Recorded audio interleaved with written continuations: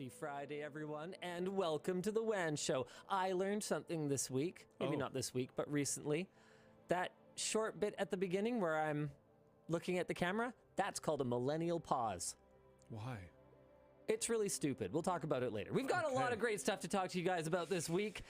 The wiggle that killed Tarkov, the video we talked about last week and kind of leaked, has blown up and in the process shattered the Tarkov community. I would say that it has broken it in half, but actually it's in about 1 million pieces. So we're going to talk about that. What else we got this week? The Olympics of esports, featuring games that you've never heard of. You're picking that as a main topic? Yep.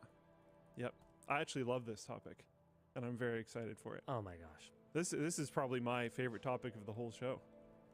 And you only picked one topic, so I don't think you get to talk. I picked two. I had the millennial pause. That's a topic? I gotta reverse-y that and throw it right back at you. What else? I don't know.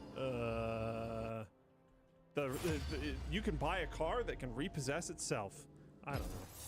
Whatever, dude. What? So you're just... Don't listen to anything. They watch 4 hours. WAN Show Dystopia Edition. Yeah. Whatever.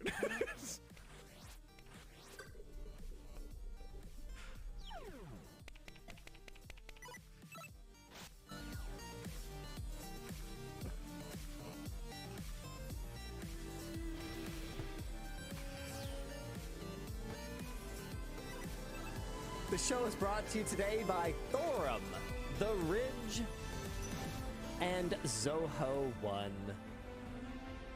All right, let's do the Tarkov topic. Last week, Luke accidentally on purpose leaked the upcoming video from GOAT. You did it on purpose. You did it. Well, I didn't even know. How can I leak what I don't know? Luke accidentally on purpose leaked is not fair. The concept of a video from creator GOAT, Big Tarkov creator, who cheated in the game in order to expose this. So the way to do it could be to cheat myself and see if I can identify other cheaters that way. When he got immersed into the cheater community, he found that there was an old way of identifying friendlies that's not really in use in the game anymore by regular players, but is still in use by cheaters, where one goes like that, and the other goes like that to indicate, hey, bruh, we're on the same side. Now, the way that the thing that made it so obvious that it was always cheaters using this wiggle was that people would be doing it from clear across the map with trees and buildings and mountains in between them, and would be looking like right at each other, because some of the cheats would actually tell you if someone had their crosshair on you. Is that right? Yeah, so there's a bunch of different ones. The one that he used in the video was like one of the easiest ones that you can get, and it's been undetected for like years. So that's the reason why he went that route. So it wasn't super sophisticated, but you could see exactly where people were aiming, and you could see people through walls, you could see what they had in their inventory, you could see everything. He also figured out after the video that people that have the more advanced cheats, it's all on a separate monitor. So it's a separate computer, so it's even less detectable. So they don't see the wireframe through the wall. So it's not really a wall hack in that way, but they have the radar on a side monitor. So they do a different form of wiggle, which he wasn't even doing in the video. So there's probably a higher percentage of hackers, which is where, because they can see where people are aiming, it like draws a line out from everyone's character. They sweep, so they look left and right. So they like sweep their aimer line over you. So that's like, they do kind of like a map wiggle instead of a leading wiggle. So there's probably even more than you thought. The problem with all of this is that the game is so realism focused, and cheating changes the dynamic so much that essentially this video GOAT has single-handedly destroyed the community. Dropped an absolute bomb for this game. I mean, I haven't been paying close attention to it. I've seen a little bit of the fallout, but can you kind of catch me up here on what's been going on? Yeah, so first off, I hadn't seen the video before it got released. Right. And he did an interview with me which I thought he might use maybe 30 seconds to 2 minutes of. He used the whole thing. Oh, wow. Okay. So, like, the second half of the video is just him and I So talking. really, you even bringing this up in the first place was pure self-promotion. Apparently, yeah. Typical. I think that was probably the wrong move. And he has said a bunch of times, like, if he knew it was going to blow up this much, he would have spent more time working on the video, etc. But yeah, it's got like 1.5 million views now. It's massive. For a Tarkov video, that's like unheard of. But that does mean that he's going to have some follow-ups to try to keep pushing on this topic. And he's like had a bunch of people reach out, including people from the Valorant anti-cheat Vanguard that have talked to him, because an interesting thing that we brought up on the last show is that you can't have Valorant installed and cheat in Tarkov because Valorant's Vanguard anti-cheat will detect it and stop you, which is hilarious. So people from there have reached out, and he's going to have some follow-up videos, which should be really good. But the immediate aftermath of us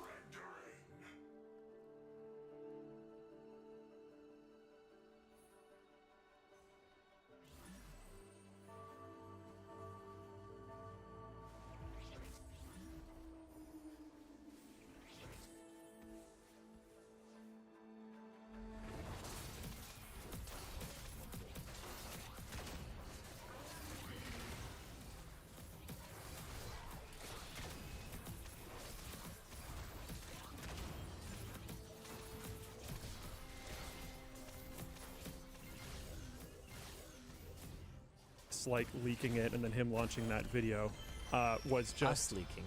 Us, yeah, it was actually you. Was absolute insanity. First off, people were spam posting it on the Escape from Tarkov Reddit, but that Reddit doesn't allow like cheater POV videos, which kind of makes sense. So they were mass deleting all the posts, but people were like, this is very topical. This isn't like someone advertising cheats. This post should be allowed. So there was this gigantic war. There's a way on Reddit. I think it's not technically on Reddit. It's an external website, but you can see what posts have been deleted by moderators. Oh, and if you went on I there, didn't know that, it was actually. I'm not a big Reddit user. I think it's I didn't know either. I think it's an external site. Someone linked it to me. Wonderful community, though. Not toxic at all.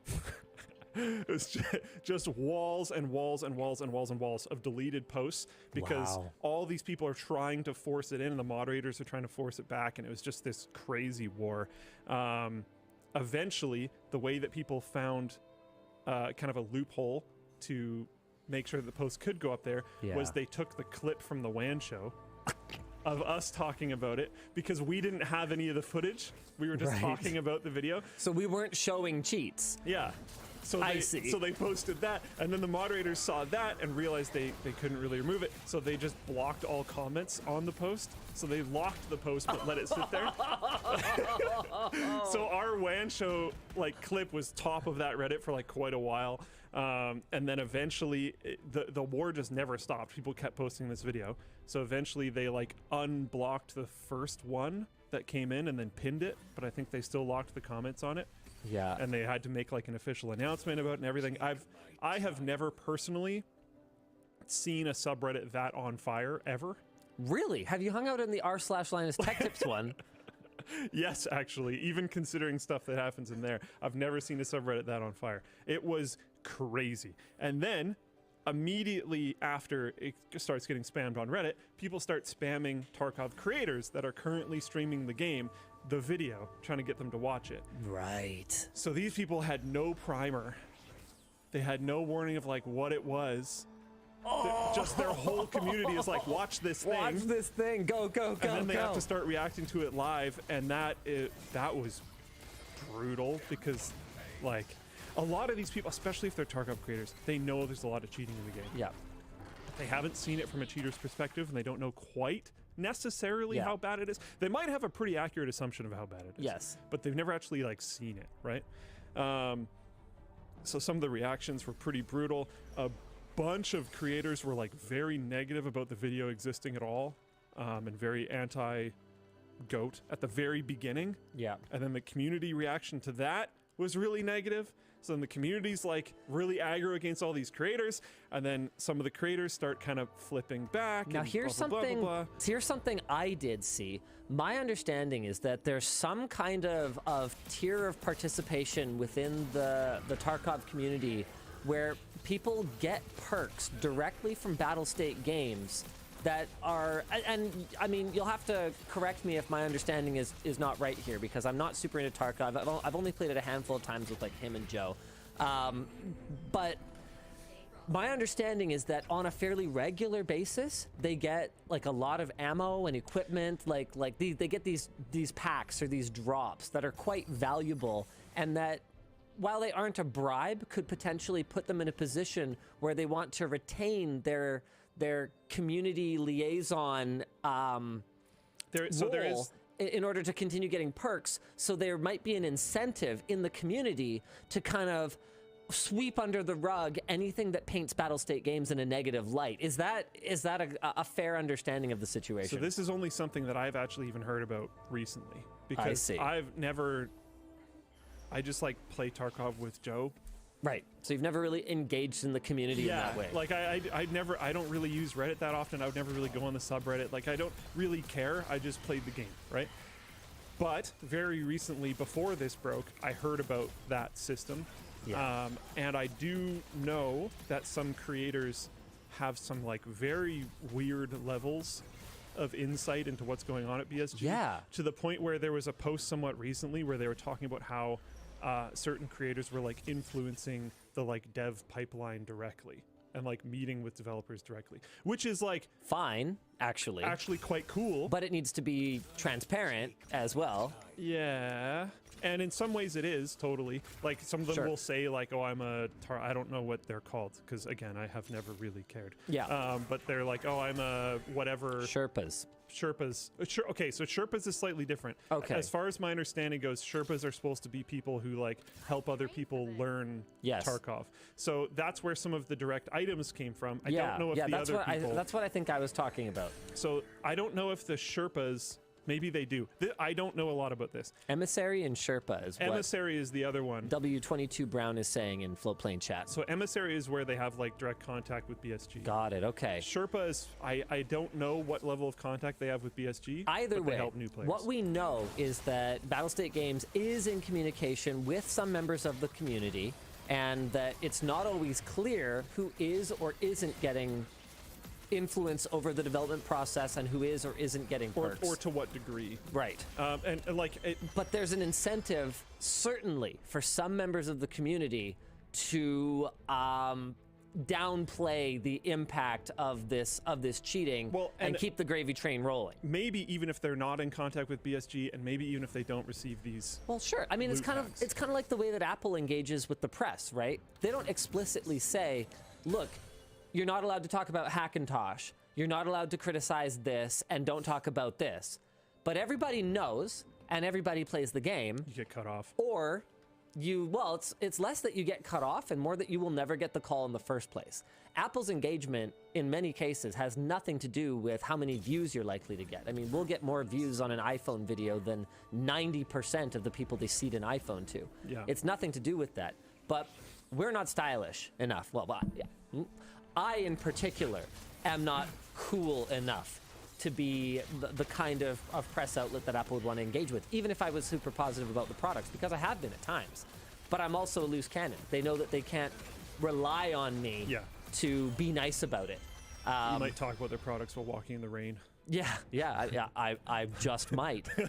So I could see it being very much that way, where there's an unspoken, here's what's okay to talk about, here's what's okay to emphasize, and these are all no-nos. So, and like, I don't necessarily know that stuff is happening, but it makes sense that it might be with some of them. Yeah. There's also other stuff where, like, for some creators of any kind, realistically, if you are tied to like one thing, like if you are a Tarkov creator and that's it, if you are a X creator, if you are a Y creator, if you're tied to one thing and that thing is under attack, even subconsciously, with no direct contact, with no direct benefit, I mean, look at what happened to Ninja when Fortnite became less culturally relevant. Just like it's like 1-to-1. And I'm sure they had communication, but even if they didn't, if there was a complete gap between Ninja and Fortnite going down is going to bother Ninja. Yeah, whether he knows or not. And it doesn't matter. The name of the person doesn't matter, and the subject doesn't matter.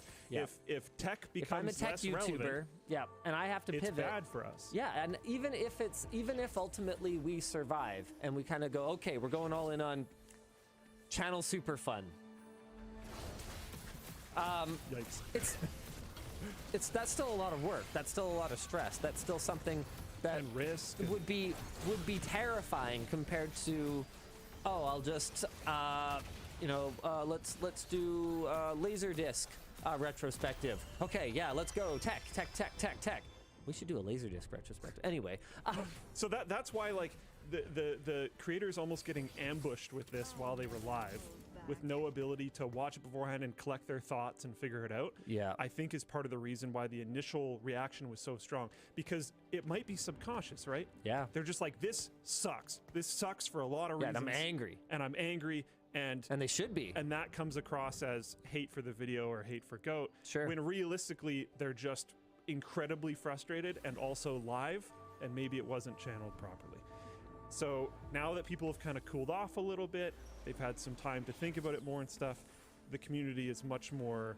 Floatplane chat is giving us some interesting stuff here. Harry009 says, Axel did a poll about the video and 41% of respondents said they were planning to leave Tarkov as a result. Here's one thing I will say to that, though, is if that degree of rampant cheating is making it so you don't want to play Tarkov, I got some bad news for you. For like almost any shooter. Yeah, because just about any game, probably not any better. Multiplayer. Yeah. I think that in Tarkov, cheating tilts the scales maybe more than some other games. Like if I'm playing a team-based shooter, really good tactics, you could probably take down one cheater depending on the degree to which they are cheating. Like an aimbot is not enough, in something like an Overwatch. But what does on the other end of the spectrum, a ability to see through walls without any aimbot or anything in Tarkov is way more than enough. Yes, where it's true. It's like not enough in Overwatch. Yes, and like in Team Fortress 2. So what? They can see through walls? Yeah, it's like you basically know where everyone's going to be anyway. Yeah, unless they can see invisible scouts, or unless they have an aimbot, but then usually you can tell if they have an aimbot. Spies, sorry. Yep. Usually you can tell if someone has an aimbot, and then you just leave the server, whatever. Like it's it's totally different levels of impact. So that's true, but okay, let me kind of pitch this question to you. What does this revelation mean for the future of gaming in general? Okay, multiplayer. Is it fair for me to say that it's less fun than it was years ago? It feels like it. I don't know if that's because of the type Are you getting old? Yeah. Is gaming changing? Sure. Or is it that rampant cheating is not fun? Because cheating was a thing when we were growing up. Sure. But it was way harder. Yeah. Like now I believe Goat said 5 minutes. He Googled it, and then within 5 minutes he had it running. Yeah, because you can just pay for it. You can basically hire a service that will get you up and running. And they have like weekend sales and all that. It's a full-fledged business. It's not like weird, sketchy forums anymore. Okay, so multiplayer. Okay, single player.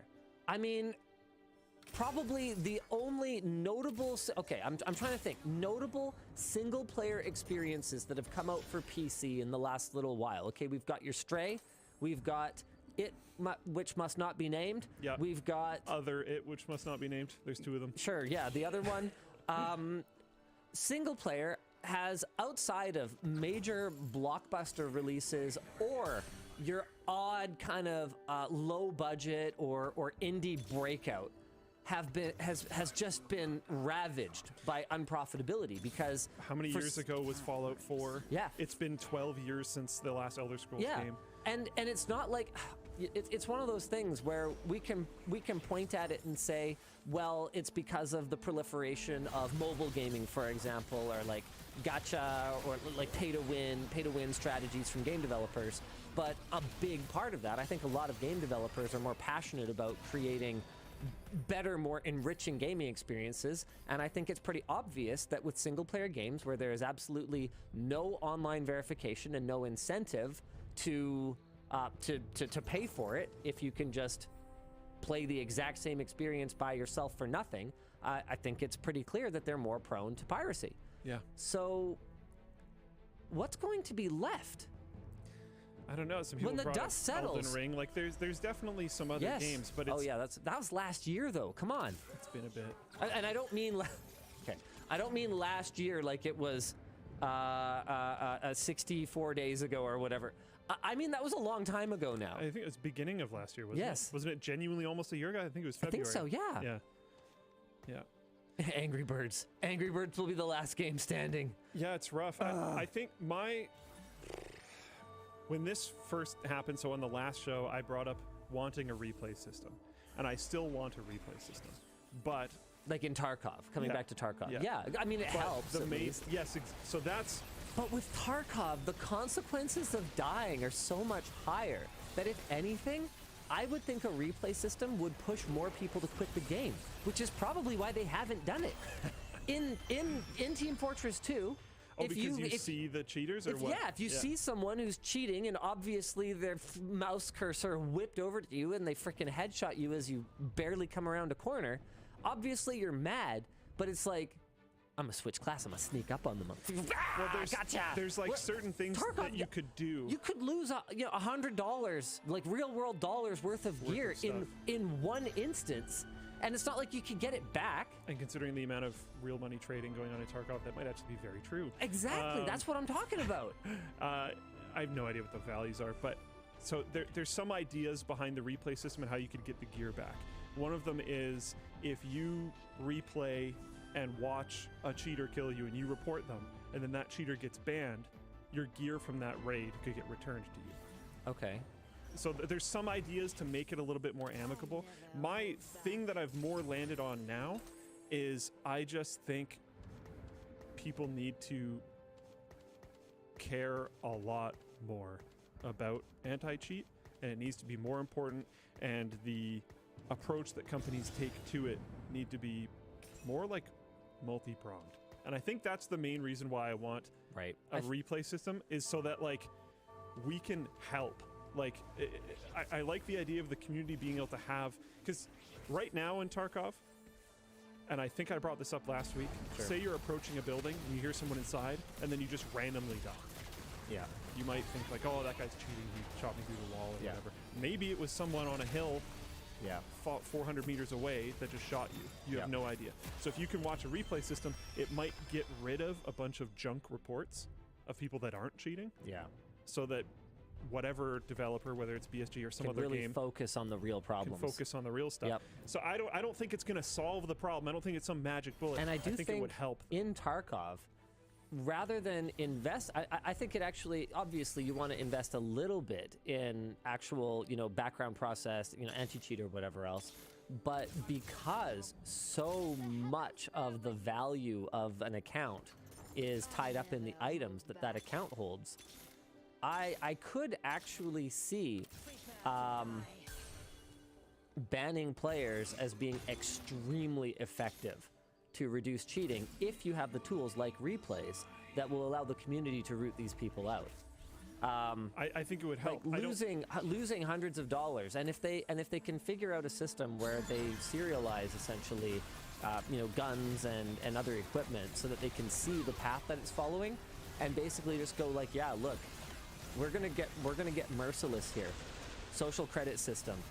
If you are trading with cheaters regularly, you will be banned. So they've actually started doing that. Yeah, apparently they said in an AMA they're working on a replay system as well.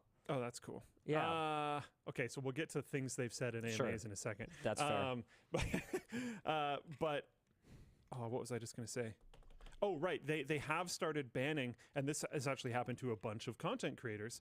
Because there's this thing called viewer kits, So it's you enter a raid with nothing on you. So you enter a game with nothing on you, and you join in with a viewer, and the viewer dumps a bunch of stuff for you, but you don't know like what it's going to be, and then you pick it all up, and then usually you kill them, and then you have to survive the rest of the raid with whatever gear they gave you. And usually it's like pretty memey.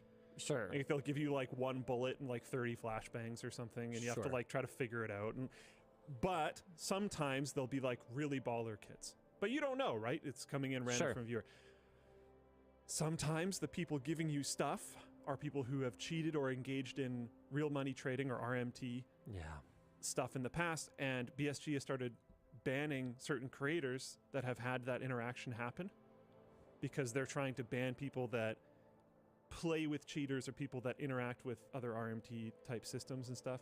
And that has gotten really muddy because some of the creators are like, well, this whole viewer kit thing was allowed for like years, and dropping things for each other has been fine forever.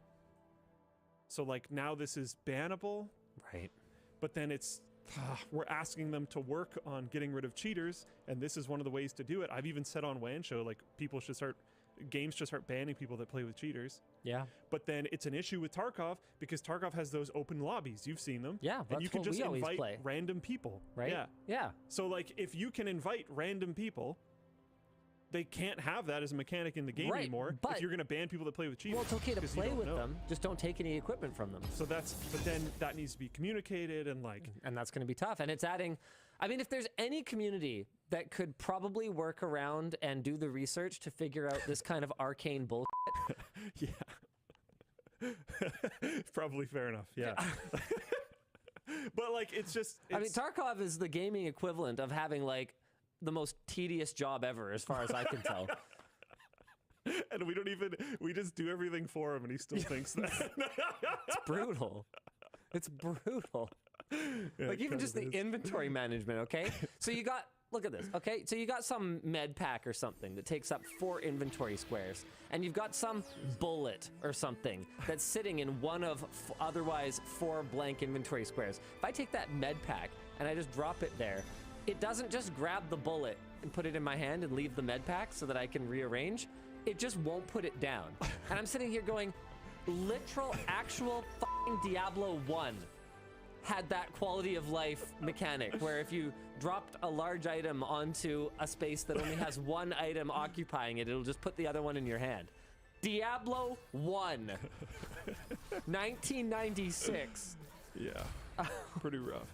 So, okay, so Nikita, or I believe COO and like main outward communicator from BSG, the developer behind Tarkov, has started communicating a lot since this happened. The first reach out was 6 days ago in a Reddit thread called Hackers, Cheaters, and Other Related Scum of the Earth. And Scum, you say? And he posts deplorables. He posts a bunch of stuff, which all sounds really good, except people noticed immediately that he had made basically the exact same post not only 2 years ago, but also 3 years ago. And they were like borderline identical. Like they're so similar. And people pointed out. On your screen right now, or I can show so this is the comment that I saw. Yeah, you can show my screen. Okay. This is the comment that I saw from Liisin, Liisn, who posts out the 2 years ago and 3 years ago threads.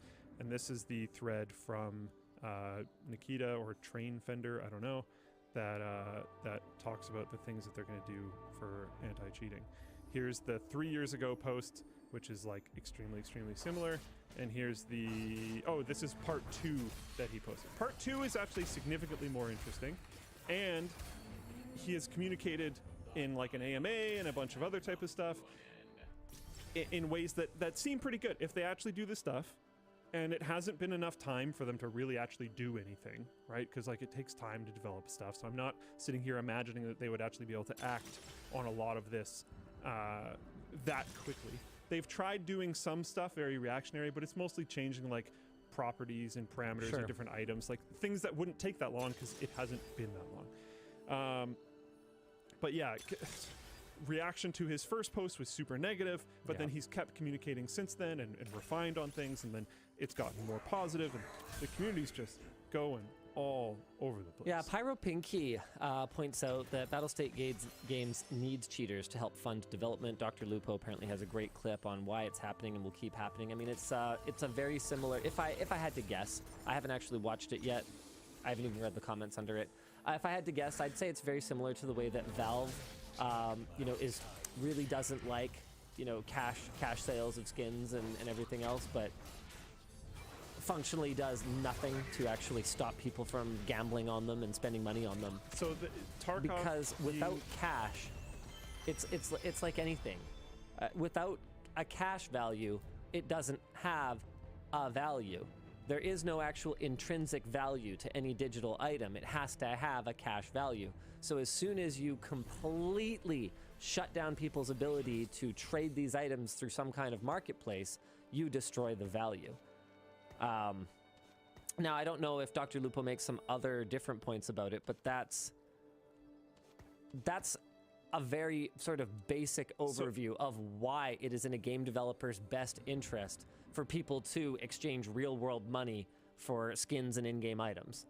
There's no other like financial trading through Tarkov, though. There's an argument that has been made that these cheaters get banned a lot. I believe Nikita made some post saying that they banned over like 4,000 cheaters just over the weekend. Yeah, but is that?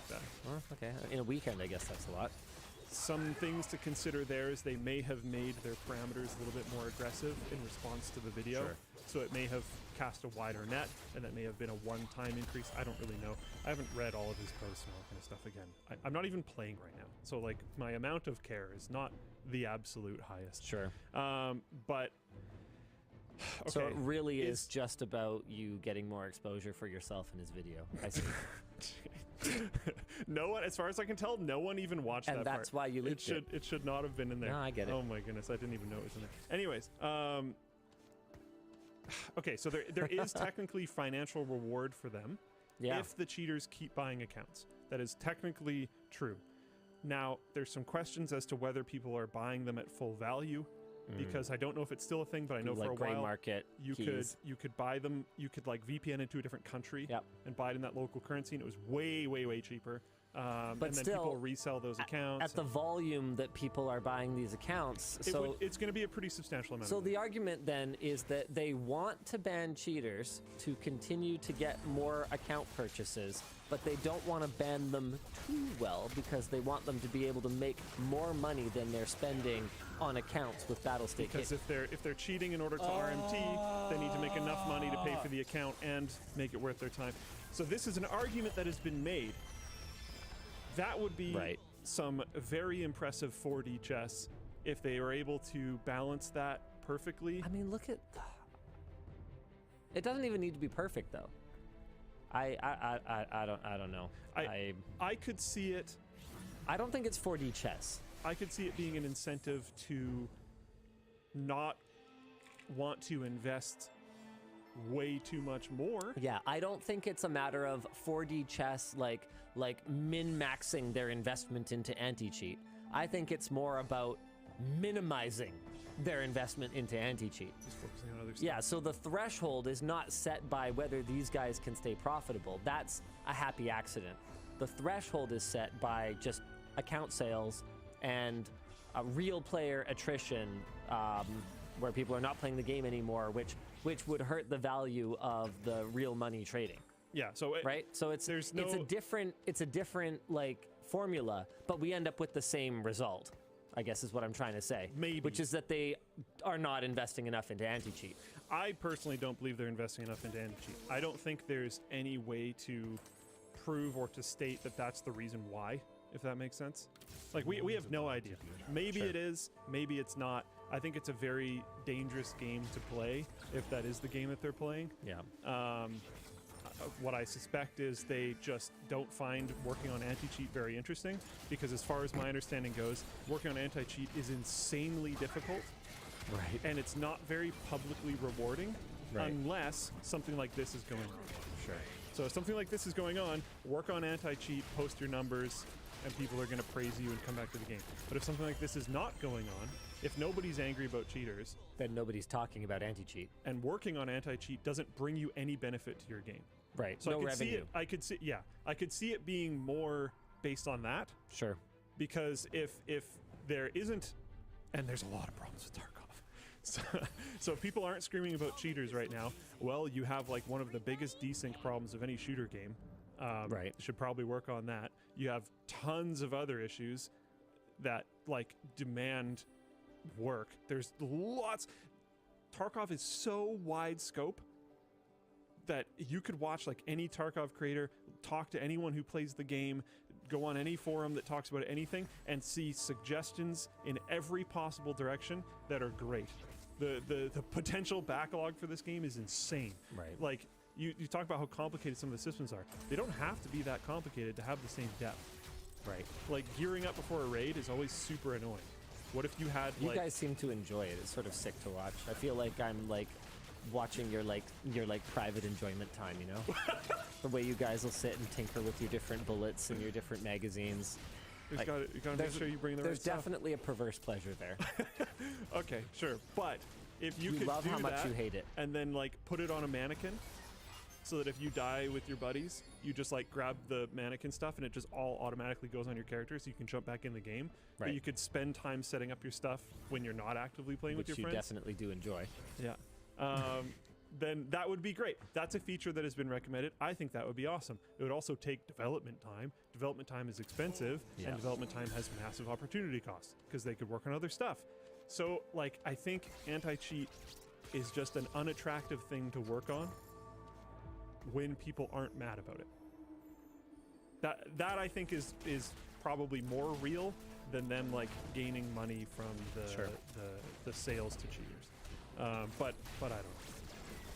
So yeah, it blew up, and great work, Goat, on the video. If you guys haven't checked it out, definitely worth a watch. It's a bit of a longer one, in no small part because there's so much of Luke talking in it. But yeah, definitely worth checking out. Here's his channel, and you can really see the impact of this, the virality of this video.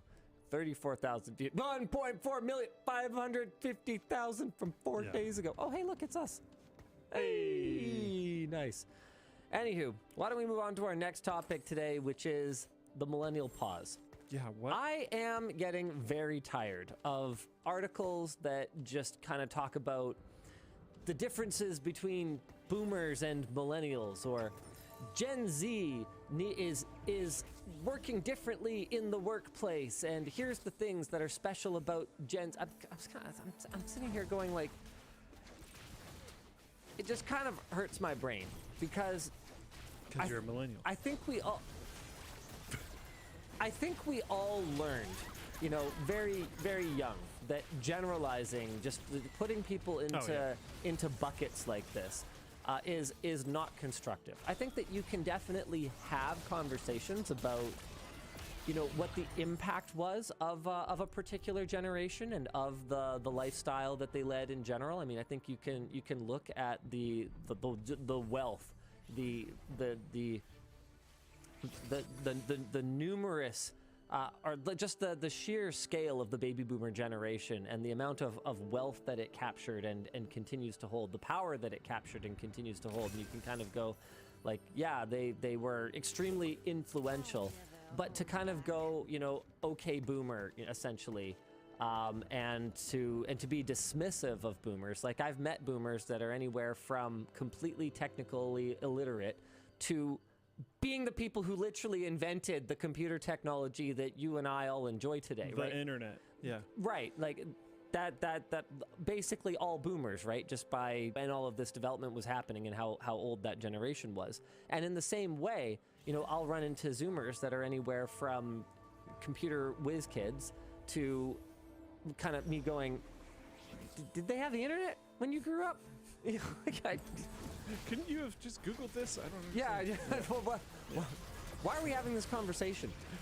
Anyway, one of the dumb, I guess I made the mistake of clicking on too many of these because I am interested particularly in sort of office and workplace accommodation and a few of those. Yeah, exactly. Like, you know, management techniques and that sort of thing. And a lot of them are really focused right now. Yeah, see, Conrad said in chat, I'm a Zoomer. I have to deal with him. Yeah. So I got to click on these articles. On Gen Z entering the workplace and all the ways that Gen Z is different, and whether it's your quiet quitting or your, you know, whatever else, right? Like whatever workplace trends are happening. And really, as far as I can tell, trends are less about what's actually happening broadly and more about what's happening loudly on Twitter or on TikTok. Yeah. But that's a whole separate conversation.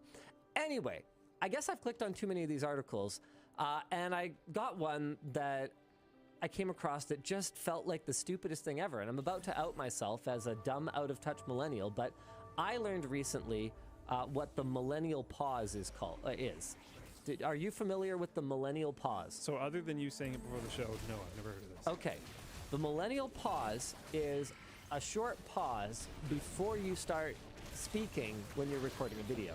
So if you were, say, recording a selfie for TikTok, you would go, okay, hold on, let me just open up my camera here. No, well, I gotta turn on my selfie camera. Sorry, I'm a dumb millennial, so my default camera position is the rear camera. Yeah. Like some kind of chump. Okay, so I would basically go like this. The thing about Luke's shameless self-promotion in that Tarkov video is that he has every opportunity to promote himself. I mean, he's on this podcast every week. It's one of the biggest tech podcasts in the world. So I just don't know why he can't be honest with me about the reason that he's talking about this GOAT creator and this Tarkov thing. Is just, what, he wants more followers for his YouTube channel? I pretty much promised that channel's never going to take off, no matter how hard he works on it. So if he needs more money, why doesn't he just ask for it? It's pathetic. And end. Okay. My only affiliation in that channel was this, by the way. So all right. But so yeah, the pause at the beginning of this. Okay. Hold on. Okay, so, stop. So we go back to the beginning. That pause, that half a second. Oh, sorry. I'll show the people. The people. Okay. The millennial not showing. That pause where I blink and inhale. That's the millennial pause. And the article goes on to explain that with Zoomers, they will just be talking already when the video starts. So I was gonna say, for like a live stream, would we just be mid-conversation when it starts? So that's what I'm talking about. I'm looking at this going, I don't know How that is this that is better? I don't know that this is a generational difference as much as it might just be a tech savvy difference, because I know that until the tally light is on, my camera's not recording. Yeah. But then ain't nobody got time for me to blink and inhale, I guess. So yeah, what do I make of this? Kind of what I was wondering is, like, do they just edit their videos better? Or no, apparently it is some combination of not caring and knowing the exact timing of when your device will start recording, so that you are just talking the instant it starts recording. So for us, we would just have to not care, because we actually can't know the exact time. Yeah. Well, I mean, I use so many different kinds of cameras. Like as a creator, Well, no, because this is a live sync thing.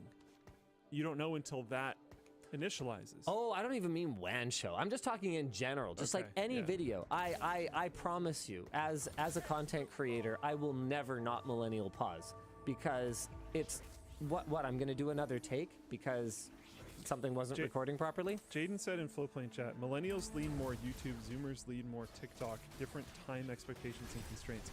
That was my understanding too. And then I read an article recently that showed that while they do watch a lot more TikTok, they actually watch more YouTube than they do TikTok. I don't know if that's real. It was surprising to me. It might not be legit.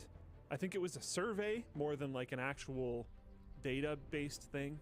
So maybe it's not legit. I don't know. But I just want to throw that out there because it's very surprising to me. Yeah, so Huxar in Floatplane chat says, it's that millennials don't trust that the recording has started till they see it has started. Which... So they just trust immediately upon pressing the button that it started. Which I guess makes sense, because we would have grown up with far less reliable technology. Like okay, a perfect example of this is that my Note 9, my old phone, had a little stylus, a little Bluetooth stylus that had a little button on it that I could use as a remote shutter. And one of the things I liked about it most was that it meant that I could hold my phone with my rear camera facing me, so I could take much higher quality selfies because I didn't have to be able to reach around and get at the shutter button, or even hold it awkwardly so I, could reach the volume button. I could just hold it in a way that was comfortable, put the arm around the missus and click, click, click, click, click, click, click. But because I don't trust technology, I'd be like, don't move. Yeah. Did it actually take? Yeah. No, it didn't, because freaking 10% of the time it just doesn't, right? So go get it ready again. I don't know. Guys, help me out here. Apparently there's Am I out of touch, or is it the children? No, it's the children who are wrong, right? Like, I'm trying to figure this out. There's a Wikipedia article for millennial pause. Hit me. The millennial pause is a barely perceptible pause that is present at the start of some recorded videos. Sure. Yeah, basically what we've already said. Yeah. You don't do the millennial pause in your YouTube videos because you have editors to cut it out? Yeah, absolutely.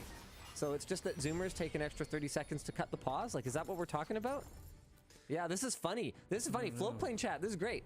Ben Mitchell says, I didn't even know what this was until you said it, and I now realize I've been doing it on apps like Snapchat. So apparently it's cringe. Millennial pause is cringe. So you just got trusted. Yeah, your age is showing, Grandpa. All right, I didn't know. If you look at professional live productions, you can see the ways they accommodate this. Yeah, actually, that's really true. They don't have a pause because they'll do 5, 4, so that you just start immediately. Yeah. Yeah, that's fair. One of the reasons we can't do that on WAN Show is that our dashboard, like our restreamer, you probably noticed that we stream WAN Show on more than one platform. So that means because you can only have, to my knowledge, one endpoint in OBS. Is that right? So. Okay. I think so. So because you can only stream to one destination, we have to go through an intermediary server. We have to have an extra hop before we actually go live on those platforms. So we go to our intermediary, and then it splits out with all the different streams at all the different bit rates that are supported by the various platforms. We are usually live for a while before we go live on YouTube, and the reason for that is that it's like the ultimate millennial pause. We'll be live for 20 minutes figuring out if there's any technical issues that we need to solve, kind of going, okay, yeah, we're gonna need to play audio from my laptop this show. Let's make sure that's working. Okay, yeah, everything good to go. All the titles are right. Like, we'll do all of our pre-checking while we're kind of live and testing audio levels and making sure that there's no glitchiness. And when we press YouTube and we spool up the restreamer to go to YouTube, there is a different delay that, what does it depend on? I actually have no idea, because I've seen everything from as long as, I kid you not, about 15 seconds, all the way to, you remember that one time a couple months ago? It was immediately live, and I was caught totally unaware. If you look back at that WAN show, I don't remember exactly how quickly I adapted to it, but if I seem panicked at the beginning of that show, it's because... It's like, whoa, how did it go already? I was expecting to sit there refreshing the page anywhere from half a dozen to a dozen times to see that indicator go. I've never bothered to look into, like, what's happening. It'd be kind of neat to have it be consistent, but it's a pretty low priority in terms of development, I think. Yeah, it's okay. So yeah, the pre-show is kind of our millennial pause, and then at the beginning of the video, because I have to wait for a refresh cycle of that page to know if the check is green, So this is why I was saying I think the only solution would be for us to just not care, because we would have to be mid-conversation, and then you notice that it's live, and then we go. Yeah. That would be the only solution. I don't think it's a problem that needs a solution, though. Yeah. We can just be millennial pausers. I think, are you technically a millennial? I think so. Would be like barely though, right? What's the I don't know the cutoff. Who cares? Well, that's the thing, right? Is it's all arbitrary. Yeah. I think though that in this case it does 26, so you got to be 26. Oh, then definitely. So yeah, you're definitely a millennial. I identify. Gross old man. At the very least. Yeah. I've always anytime I see anything that's like millennials have ruined plastic bags. I don't know. I'll be like, yep, that's probably me. I don't know. I always just, any article that talks about millennials, I just assume it's my group. I think I'm a pretty bog standard millennial. Yeah. Yeah. Yep. Millennials are apparently killing drinking is one of the new ones. Oh yeah, that's us. Millennial stereotypes. Okay, let's have some fun. Millennials are lazy. I mean, wouldn't you be if you didn't have to do everything manually? Just because you walk to school, you know, uphill both ways doesn't mean I should do it. Yeah, it's supposed to be better, right? Isn't that the whole idea? It's supposed to be better. Yeah, for things the are next supposed generation? to improve. Yeah. Like now it's only uphill one way. Man, that's good. My mom did this thing where she got rid of her microwave because it was like it was making something dependence on, you know, it was like too convenient and blah blah something. I'm sitting here going like, you're gonna have a microwave again in less than 6 months. I guarantee it. Sure enough. I was 100% right about that. Nice, nice. Nice. Yeah, of course they have a microwave now. And anytime I bring it up, it's like the subject is very quickly changed again, which I really enjoy because I don't know. I sometimes I can be a very direct communicator. I was extremely direct about that when I was like, that's really stupid. So you're just going to take forever to heat things up for what? I mean, are we even going to talk about the fact that you're like burning fossil fuels in order to heat things up on your gas stove? Probably not properly ventilated, whatever. Like, it might be, but probably not. Yeah, the microwave is just plain good. Yeah, okay. Millennials are technology obsessed. Yeah, that's why not? True. It's just better. The internet happened like while we were growing up. That was a big deal. Well, we're uniquely positioned to see the before and the after. Yeah. Right? Like when I was in grade 2, I still remember this stuff. Like, you know how you can have like little snippets, right? Is Valley speak? Like Valley girl speak in here? No, it's not. But like, you know how you can like have these little snippets of memory or like little flashes, you know? Like you don't really remember it, but it's like, I know I did this report on boa constrictors. Sure. Why do I know that? Yeah, it was in grade 2, and I can almost see my terrible illustration on the cover of my duotang, you know, right? And I still remember the layout of my elementary school library, and I still remember where the encyclopedias were. Yeah. And the other reference books. We did book reports from books, like on nonfiction topics, right? And by the time I was in grade... if someone else had the encyclopedia that you needed, because there would be like, the encyclopedia would be a whole shelf, because it would be all alphabetized. Yeah. And if they had the letter or whatever that you needed, you just have to wait. Or my school had several encyclopedias, only one relatively current, so you could see if you could find any information in the older one. Yeah, yeah. Other than that, you were pretty much boned. Then I was in grade 4, 5, 6 when Encarta, you know, an encyclopedia on CD-ROM became a thing that you could have. Yeah. Then you fast forward just a couple of years later, and when was Wikipedia founded? Well, you looked that up. Apparently, Wikipedia 2001. claims that millennials are people born from 1981 to 1996. Okay. So then Wikipedia came along. By the time I was in high school, Wikipedia was a thing. Was it perfectly trustworthy? Of course not. Is it perfectly trustworthy today? Of course not. But it's certainly, it is certainly a better place to start than cracking open a dusty tome. I will promise you that, right? And then we lived through the move from text to multimedia to video, right? So we've the video move was like kind of messy because people think of it now as these like centralized things. Like there's YouTube, there's I guess TikTok, there's Facebook with video, there's Instagram with video, whatnot. At the beginning of video on the internet, it was just all these like random, like people CNET with but even like think about Justin TV before Twitch. Yeah. Like it was just a weird, janky website that happened to support live video. Like it was not corporatized. It wasn't clean. Well, and it wasn't organized. No, a lot of original video viewing websites, you would just download it. You couldn't even watch it live. It would just you'd see all these thumbnails and you'd download the whole video. Where do people even watch like pure ownage? You know? Yeah, I think you had to download it. I think you had to download it. And like the Numa video, yeah. You just had to download that, I'm pretty sure. Yep.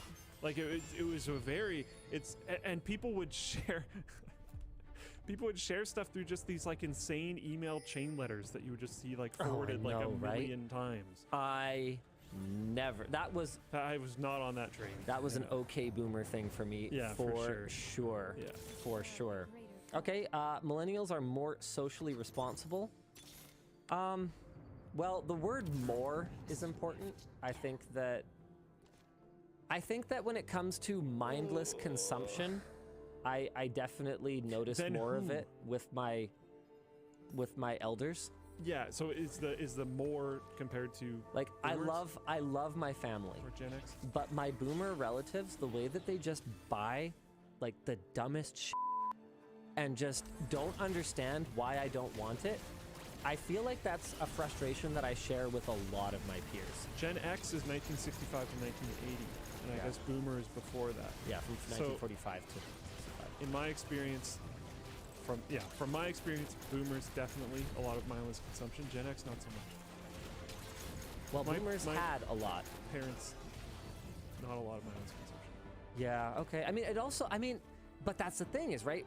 These are generalizations, and there's always going to be individuals. For sure, there's always going to be alternatives. I know plenty of millennials that just mindlessly acquire. Oh yeah. Just acquire. Yep. I mean, the habits have changed. I watched certain friends of mine go through that transition of like, where do they get their source of happiness? Okay, it's like sports or hanging out with their friends every day or whatever in high school or whatever it is. And then they get a job, they stop hanging out with their friends, they stop playing sports, and now it's just like buying things or like drinking alcohol or whatever. Like the source of happiness shifts, and for some people it goes to retail. Just retail shopping. Therapy. Yeah, I heard of that. Yeah. Millennials are job hoppers. I mean, I can't say that's been a thing for me, but I think in terms of generalizations, that's probably a truer trend. I know a lot of people that do. But like, let's look at the way that the landscape has changed in terms of the workplace.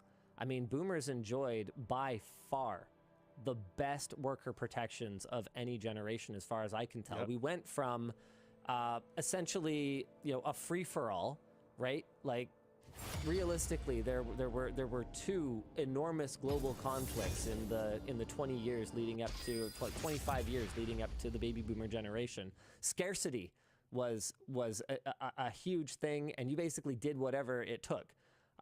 Forget about protections. There was also the Great Recession. Well, when did the New Deal kick in? Was that Roosevelt? I can't remember. So we're talking about this from a North American perspective, obviously, right? But you look at the trend towards like union employment in North America, and then away from it as we're going into now just about the least union thing ever, which would be the gig economy. And gig economy has been sold as a positive thing, but I patently reject it. I mean, we had a lot of conversations early on about whether Linus Media Group would take on contractors, for example, which is quite common in the production industry. You just hire contractors for your projects, and then at the end of the project, you cut everyone loose, and then you bring on a new set of contractors, some repeating, some new, for whatever your next project is. And I was like, well, no, we're never going to be structured that way. We just need to make sure that our pipeline is consistent enough that when we hire people, when we hire people, we bring them on full time, and they have the benefits of being employees. But I would say that for many millennials, it's probably not a choice to be a job hopper. Like if you don't have the protections, and my brother used to drive truck for in Vancouver, there's like some people refer to it as Hollywood North. There's a lot of film done in Vancouver. And my brother used to drive. He was a Teamster, so he'd drive trucks. He would do whatever for the movies, and he did very well for himself. He did a really good job, so it was fine. But it was a contract position. There was a union, but he was still a contractor under the union. So he'd work a movie or a show, and then it would end, and then see you later. Maybe he'd have another job lined up. Maybe not. Yeah. Who knows? It's. Again, he did well, so people would request him, so he did fine. But, like, it's a little sketchy, I don't know. So, I mean, I think, you could probably make that generalization, but it's also... I don't think it was a choice. I think if we could just be lifers at one company, and have that actually work out fine, then that would be great. There's also been a trend of, needing to hop for like compensation increases, livable income reasons. Because you look at the way, especially at the very low end, the way that compensation has scaled relative to living costs. It's ridiculous. So you got to hop trying to grab that. It's also, Jaden pointed this out, and I think it's going to be off my screen, so I don't think I'm going to be able to quote it perfectly. I'm sorry. Oh no, it is. He said, this is the age of the side gig. So we went from one person being able to generate comfortably healthy enough income for a family of 4. To 2 people needing, each of them having full-time jobs and side gigs to barely scrape by. Like it's been pretty rough. And then there's the next generalization, our sense of entitlement. I mean, I think that feeling like you're owed something when you look at how things, how like impossible it is to buy real estate, how impossible it is to own realistically anything. Every time it trends, like boomer senator or boomer investment banker or whatever guesses how much houses cost. Oh yeah. And the values are like literally. Or groceries. Yeah. Not I mean, groceries not so much, because that's a question of inflation. Whereas housing costs are not a function of inflation. Well, okay, They're a function of the reason why I brought up commodification. the groceries one is you'll sometimes hear the question asked of what cost of living is. So they'll say like, oh, you probably have to spend this much on your rent, this much on your food, whatever. And the food number is always like, bro, that would feed an average person for like a week, not a month. Like, I am in a very I sent Linus a picture. I don't even think it was that long ago. Yeah. Because I was buying this like package of chicken, surprise, surprise. And it's the exact same package of chicken from the exact same store that I've been buying it from forever. I don't remember the year gap, but I think it was like 5 or 6 years, something like that. And it was exactly double the price. That's crazy. I am in a very privileged position where I don't have to think too much about the cost of groceries. And so for many years, I didn't look that closely because especially before we had a bigger family, it just wasn't that big of a deal. As long as we weren't eating out too much, it was fine. It didn't Buying really groceries. have to think about it, right? Yeah. Even I am noticing it's mind-blowing. I saw a little pack of raspberries. Yeah, they're out of season. Sure. I saw a little pack of raspberries about this big by this tall. Not even the deep one, okay? Pack of raspberries. Yeah, the shallow like tray. It was over $10 at Nestor's Market. $10 Yeah. It was like 250 grams of raspberries. I left Save-On with 3 grocery bags, and it was like $160. I was just like, oh man. And like, yeah, they were fairly stacked full, whatever. But like, damn, I don't know. The commodification of real estate does need to end. And then the last stereotype, millennials are praise hungry. I mean, doesn't hurt. Yeah, all right. You know what? I'm okay. I'm okay with being a millennial. Yeah. Give me my avocado toast. Hey, it's actually pretty good. I never liked it. You gotta get tuna and cheese too, though. I like tuna and cheese on my avocado. My partner made some for me, and she had like red onions on it, along with the avocado and like all this other stuff. Sounds expensive. And I was pretty sold. It was actually like probably pretty expensive. Yeah. Man, we went out for dinner. It was really expensive.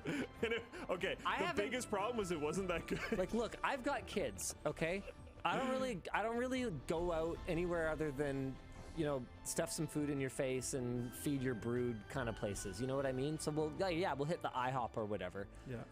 But we went to kind of a mid-scale place, like a little bit nicer than IHOP, but not like Gotham Steakhouse or whatever. It's not too crazy. But it's like a nice enough. Yeah. And still like a chain or whatever though. And like, what was my entree? Like $26 or something like that? Yeah. And it wasn't even big. No. It was pasta. Yeah. It was pasta. It's practically free. Just fill the fucking plate. It's like cheaping out on the rice. Yeah. Yeah, mine was really expensive too. It was like I don't know. I would in that case I would have been more happy if I thought it was better, but it really wasn't that easy. Yeah, but then I mean we were talking about it while we were there too, and it feels like the relative cost of groceries versus restaurants. I feel like groceries has gone up sharper than restaurants have. I don't know. Because like if I compared, I just haven't eaten out enough, so it's hard for me to know. Well, because I was thinking about when we went to dinner when I was at the grocery store, and I was comparing some of the costs of the things that would have been included in my meal. And I'm like, yeah, that was really expensive. Also, they didn't really make a ton. Considering someone had to cook all this and it had to be served and we took up space in an establishment, all this kind of stuff. Yeah, like, there's not that many people in here, so, you know, rent has gone. Yep. So like all these different factors, I was like, wow, they didn't hose me here. Like, yeah, it just is really expensive. Yeah. I don't know. What do we want to talk about next? Olympics of esports? Yeah. Wait, did that phone with the game on it ever make its way to us? Dan, did you get it? Oh, Wancho Writer asked. It was said there was a phone. If wait, are you still here? Oh, do you hang out during WAN Show now too? But you hide over there? Oh, okay. We'll introduce WAN Show Writer once the probation period is over, but assuming everything goes according to plan. But I think it's time for us to talk about the Olympics of esports. The Olympics, not only that, the Olympics is getting esports. The Olympics has declared their first ever competitive esports competition. And honestly, when I saw that title, I was actually a little excited. Because I was like, you know what? It's taken them this long. Except that the Olympics is a horrible organization, or the IOC or whatever is a horrible organization, and you should have known immediately, as soon as they were involved, that it was going to be terrible. This is on you. My naivete assumed that they were going to do some like really informed things with this. They freaking didn't at all. The list of games to be included in this competition lacks things that you might expect, like Counter-Strike or Dota, or League of Legends, or Rocket League. My initial reaction... They don't have Rocket League? No. Well, why would they... What, they don't have Dota or League of Legends? No. I have actually not looked into this. Oh, no. Wait, so they don't have actual competitive esports? So insanely worse than you could possibly imagine. Okay, because I assumed it would be terrible and therefore didn't look into it. It's so you actually know more about this than I do. Yeah. My initial, because the way that I've always thought they would do this is they would include things that are not necessarily that relevant anymore. Like maybe... Wait. Hold on. Wait. Hold on, we'll get there. No, Hold on. No, I Hold can't. On. Now you understand why this is a main topic. Wait. Yeah. No. Yeah. No. Yeah. No. Okay, we'll skip my anecdotes. We'll go right into it. No, do your anecdotes. I need to recover. Okay. So I have always imagined that they would do this in a kind of weird way. They would pick games that aren't necessarily super popular anymore, because if you pick Dota or League, StarCraft 2, they're going to rebalance it, right? Sure. And it's going to be a problem. So pick like StarCraft 1. Oh, I see. They're not patching that game anymore. It's fixed. Sure. Right? And there's a lot of skill involved. Very specific skill involved that you could kind of measure, and people could actually be better at each other. Maybe like, I don't know, maybe not CSGO, because like CSGO is currently under development. You know, like a pure skill shooter or something like that. And like, there's problems with that. Oh my goodness. 1v1 me Quake 3, let's go. Yeah, so like it would be interesting. That's maybe a way to approach it, right? Maybe they do go with the current generation stuff, but then it becomes an issue. Which one do you pick, Dota or League? There's going to be a massive war about that. And how do you balance this idea that people are actively like, it just becomes weird commercially. What they decided to do was the absolute worst possible option out of everything that you could have possibly imagined. I don't think that anyone could have guessed this. What the f*** is tic-tac-bow? Well, it makes sense that you've never heard of it, because is there a list of all the things that they picked? So there is somewhere. Yeah. Dan, do you wanna jump on the Luke camera here maybe, and I can play some tic-tac-bow for the people while we get this going? I want to see the Olympics esports page really quickly. Enter the arena. Yeah, here we go. Olympic esports. Arena mode. Okay, I'm joining arena mode. What the devil phone is this? My goodness, it's an absolute brick. Okay, doesn't matter. Twitter post? I just want to see the list of the categories. So I pay to enter the arena, but then I can win a prize. If I win, it's +20. If I lose, it's -8. Oh my god. My slots for loot crates are currently full, and you will not be able to earn new crates. You can still earn trophies and go. Oh my god. Okay. Arena 2, Lion City, searching for opponents. Alright. I have strong wind resistance stats here. Dan, are you having a hard time finding the focus button over there? It's locked? Okay, cool. Thanks, Dan. Okay, it is my turn. What do I do? Oh my goodness, what did I just do? I don't even know what just happened. I don't know how to play this. Oi, oi, oi, oi. Oh, what the crap? So I'm almost out of time or something? Or like, do I let go or? Oh. Hey, you got the top middle one. Okay. Time for the other player to play this tic-tac-toe game that is apparently in the Olympics. What? It just goes exactly where you say. What the crap? Okay. Yeah, it doesn't even drop off. What the heck is the point of this? Amazing. I mean, I've played tic-tac-toe games at like Castle Fun Park that are kind of like this. Like, have you ever played like basketball tic-tac-toe? No. Like where you so you have to sink a basket. I can imagine to hit the thing, right? Apparently there's a little bit of drop. There's not much because I am nailing this even though I've never touched this game before. Well, maybe you're just an Olympian. Oh, okay. So you can convert someone else's thing to your thing. Okay. Okay. So that's neat, but then I guess I just need to do this. Oh, hello, buddy. Okay. So, but then they still get to go? Oh. No, I won. No. Why on earth would they have shot that? Future Olympian Linus Sebastian. Yeah.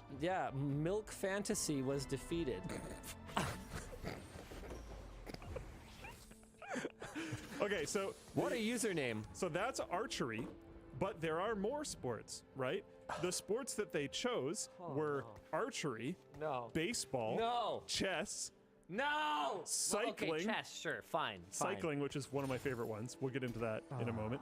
Dance, motorsport, sailing, and taekwondo and tennis. All of these are represented by video games, as you would expect. Some of them are... Please tell me tennis is Wii Sports. Honestly, when I first read this, I assumed it was all going to be Wii Sports. Tennis is apparently Tennis Clash. Taekwondo is a game called Virtual Taekwondo. Sailing is a game called Virtual Regatta. Okay. I don't know. Yeah, a regatta is a sailing competition. Okay, makes sense. Motorsport is just... well, I mean, it doesn't make that much sense. It's like boating culture sense. So it like doesn't make sense, but... These two line up best for me out of all of them. Yeah. Or no, that's not true. One of them later on does a little bit more. Motorsport is just Gran Turismo. Sure. It's like, okay. Dance is just dance. Like, okay. Okay. Cycling is Zwift. We'll get into why that's interesting in a second. Chess is just chess.com. Okay, all right, let's go. Okay. Okay, games Except, in the No, how could they screw that up? Except... No. Hold on. And before people get into the battle between chess apps, I like and use both of them, okay? So relax. But chess.com is the more corporate-friendly, lots of paid options version. Lee Chess is the free for everyone all the time, everything is free, doesn't ask you to pay for anything. Sure, but at least it's a valid measure of your chess skill. Totally. Like that's where I'm coming at it from. Because chess.com that is not f***ing archery. And chess.com is legit, and there's no pay to win on chess. Yeah. So that's all fine. No major problem there. Baseball is WBSC eBaseball Power Pro, I will say it properly. WBSC eBaseball TM Power Pros. And archery, as we've already seen, never heard of any of this crap. Is Tic-Tac-Bow. Well, the reason why you haven't heard of Tic-Tac-Bow is because it was literally just released. It had, when I looked at it, it had 100 downloads on the Android Play Store and is not on iOS. So it's not a game that people have really played before. I guess it's a level playing field then. It also for now, has, until they microtransaction the crap out of you. So it also has some issues because there's microtransactions that apparently can actually give a competitive advantage. Oh, good.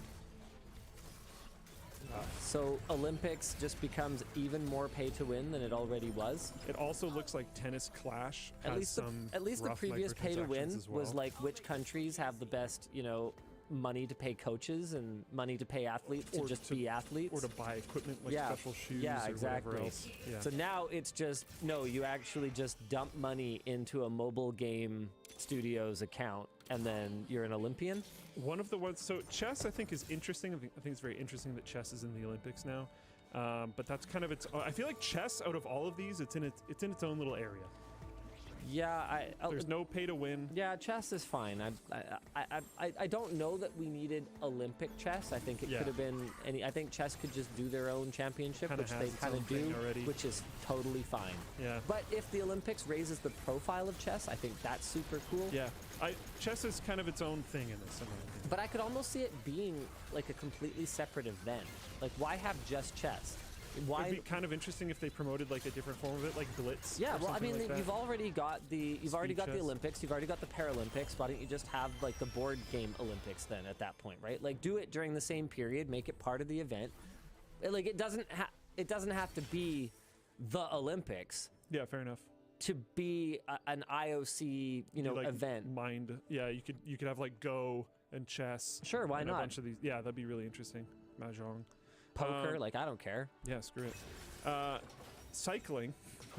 I don't know a ton about Zwift, but I just find this very funny. I'm fairly certain that Zwift is just like a stationary bike racing game. So I'm pretty sure the esport of cycling is just going to be cycling. It's just cycling indoors in a stationary position. Yeah, it's just... Which, like, that's great. If you get your cardio by chilling at home on a bike, ripping through whatever, fine. Maybe you're sketched out about like biking around in the rain if you live somewhere that's really rainy or whatever else because you don't want to like fall. Like I don't know, whatever. Sounds good. But did we need cycling but stationary as an Olympic sport? I don't know. Doesn't seem like it to me. Like I see different categories for this, right? So chess is in its own kind of thing, and I agree with what Linus said. Maybe it could be there, but if it's there, I feel like we should have an assortment of those games, like Mahjong, Go, all this other kind of stuff. Then there's archery and baseball, and what is it? Taekwondo. Yeah. Or not necessarily Taekwondo. Archery, baseball, and tennis, where they're just like these microtransaction ad-based pay-to-win games, which are like clearly junk. Like, why is this a thing? And then there's the two... What do you mean junk? I won that archery match. I apologize, future Olympian Linus Sebastian. Then there's the two, like, these are major title video games, which is Gran Turismo for motorsports, and Just Dance for dance, which is like, okay, that's interesting. I mean, if you're gonna go full meme, like, make it DDR then. Let's go. Honestly, yeah. In my opinion, I have watched people play DDR with fascination. Pretty cool. Because it's amazing. Yeah. Yeah, I think compared to Just Dance, DDR would actually be a much more interesting spectator experience. Yeah, especially if it was like almost like gymnastics based. You know how they have to like pick what moves they're going to try to do beforehand? So in DDR, you could be like down to the execution. I'm going to do like a multi-pad. So I'm gonna like dance across these two pads at the same time, like try different difficulty rating. And then you have like kind of, I think you could have like a touch of subjectivity, like, or not subjectivity, but like you could have kind of like what they do in figure skating, where there are points assigned to the difficulty of the routine. Exactly, yeah. So if you have to switch pads 6 times, that has this modifier or whatever else. Yeah, you could totally build a system for that. That would be kind of awesome. There is 100% a way that you could do Olympic dance that I would. Olympic dance is an esport, but Just Dance, I think would be interesting. Come on! Probably not. I mean, the tracking's not even accurate enough. At least with DDR, there is a clear there's a precision to it. Yeah. You know, there's a way to measure objectively how close to the desired result the participant got. You know? Yeah. There are people who are at master level of DDR that I don't care if you've never seen DDR before. I don't care if you don't care about dancing games. I don't care if you don't care about rhythm games, whatever. It is genuinely fascinating to watch them just like rip on like these insanely high difficulty songs or in very difficult ways or whatever else. Yeah, and they always do that thing where they put their arms behind them on the bar. Like, if I genuinely try to do what this person is probably going to do once we get into more difficult parts, my legs are going to twist up and I'm going to fall over. If there's no, I'm never going to get this done. I'm not built for that. I couldn't even touch any of this already, and you're telling me this is the easy part? Oh, are they doing 2 pads? Yeah. Yeah, like, what the? Buddy's on 2 pads. 2 pads, let's go. Like, that's insane. And then having like a competition of this. Sure, yeah, I'm down. Where people are trying more difficult things. Like, yeah, absolutely. So yeah, there's the jank pay-to-win games. Then there's the like major titles that I also don't think Gran Turismo should have been the racing one. It doesn't need to be the one. There are extremely high-level racing like sim grade games. Yeah. I mean, Gran Turismo is more sim-like. I get it. Sure, than some of them. But it's not as simmy as something like a Project Cars or something like. So like it being Gran Turismo makes me ask, like, what was the goal? Because it's kind of like F1. It's almost in the. It's leaning more simmy, but it's in the middle. It's not arcadey and it's not simmy. Yeah. Like, you could have gone with like Mario Kart and just had it be like totally arcade. iRacing. Sorry, not Project Cars. Yeah, iRacing. That's the one I meant. Yeah. So sorry, I'm not into the racing game scene. You could have gone iRacing. You could have gone Mario Kart. They went not really in between, but they went like here. Like any one of those 3: F1, iRacing, Assetto Corsa. Sure. I don't think I would have blinked at any one of those. Nope. Yeah. But Gran Turismo? A little weird. Like, why don't you just go Forza at that point? Why don't you just, you know what? Why don't you do just like Cruisin' USA? I'd be way more interested to watch a Cruisin' USA championship. That'd be kind of sick. Ridge Racer? Yeah. So and then there's cycling where it's like literally, it's quite literally just cycling. It's this like, I hope the person who wins whatever equivalent distance of race in actual actually on a bike outside whatever just gets cycling, 2 medals for it. Just also wins the Zwift one. I really hope that happens. That'd be very funny. Yeah, Smash. Where's Smash? Again, this is no disrespect for people who race Zwift, and I know that there's people that do it actually quite seriously. That's cool. I'm not down on that. The only thing that confuses me is that it's so similar. So like, what's the point in it being an esport, you know? And then there's the last category, which I haven't looked into either of these, but virtual regatta and virtual taekwondo. They have very obviously similar names. They seem to be in kind of their own category. Virtual regatta. It's very weird. Okay. Olympic esports. Virtual regatta offshore? At least it's on the Play Store and the App Store. In short. That helps. What am I looking at here? What is this? This is on Instagram. Okay, so virtual regatta. It looks very old. I guess it is a mobile game. It's a mobile game. Yeah. Okay, so... You can change your sails! Okay. Let's go! It's time to buy some sails! Gamer time! Microtransactions! Let's go! Okay, I can't even... I don't know that it's microtransactions for a fact. Do you have any actual gameplay footage, you buttheads? Oh man, they want us to click on... Floatplane Chat wants us to click on the Taekwondo. It's like Kinect simulators, they say. Kinect? You know, like Xbox Kinect? Yeah. Okay, virtual Taekwondo. Invitational event. You need a console? It's an indie console. It's an indie console?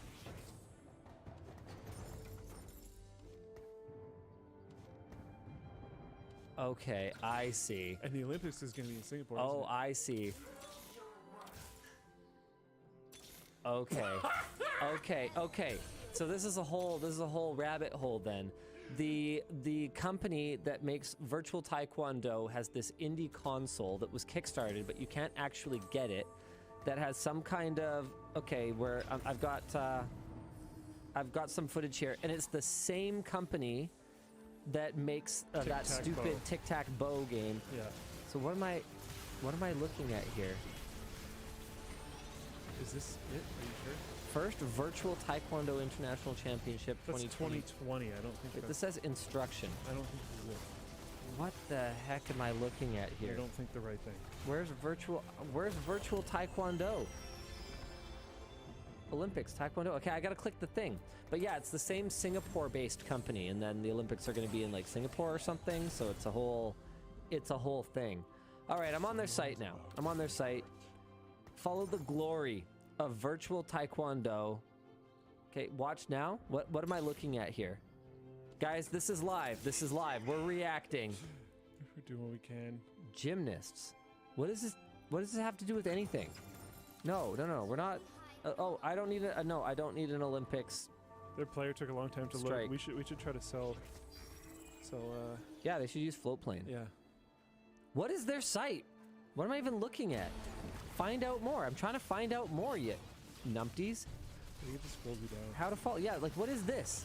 Stay updated. No, I don't want to stay. I want to update now. What is it? What am I looking at here?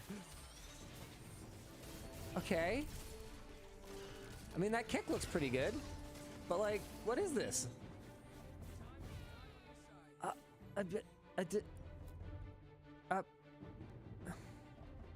I'm so confused right now. Okay, I give up.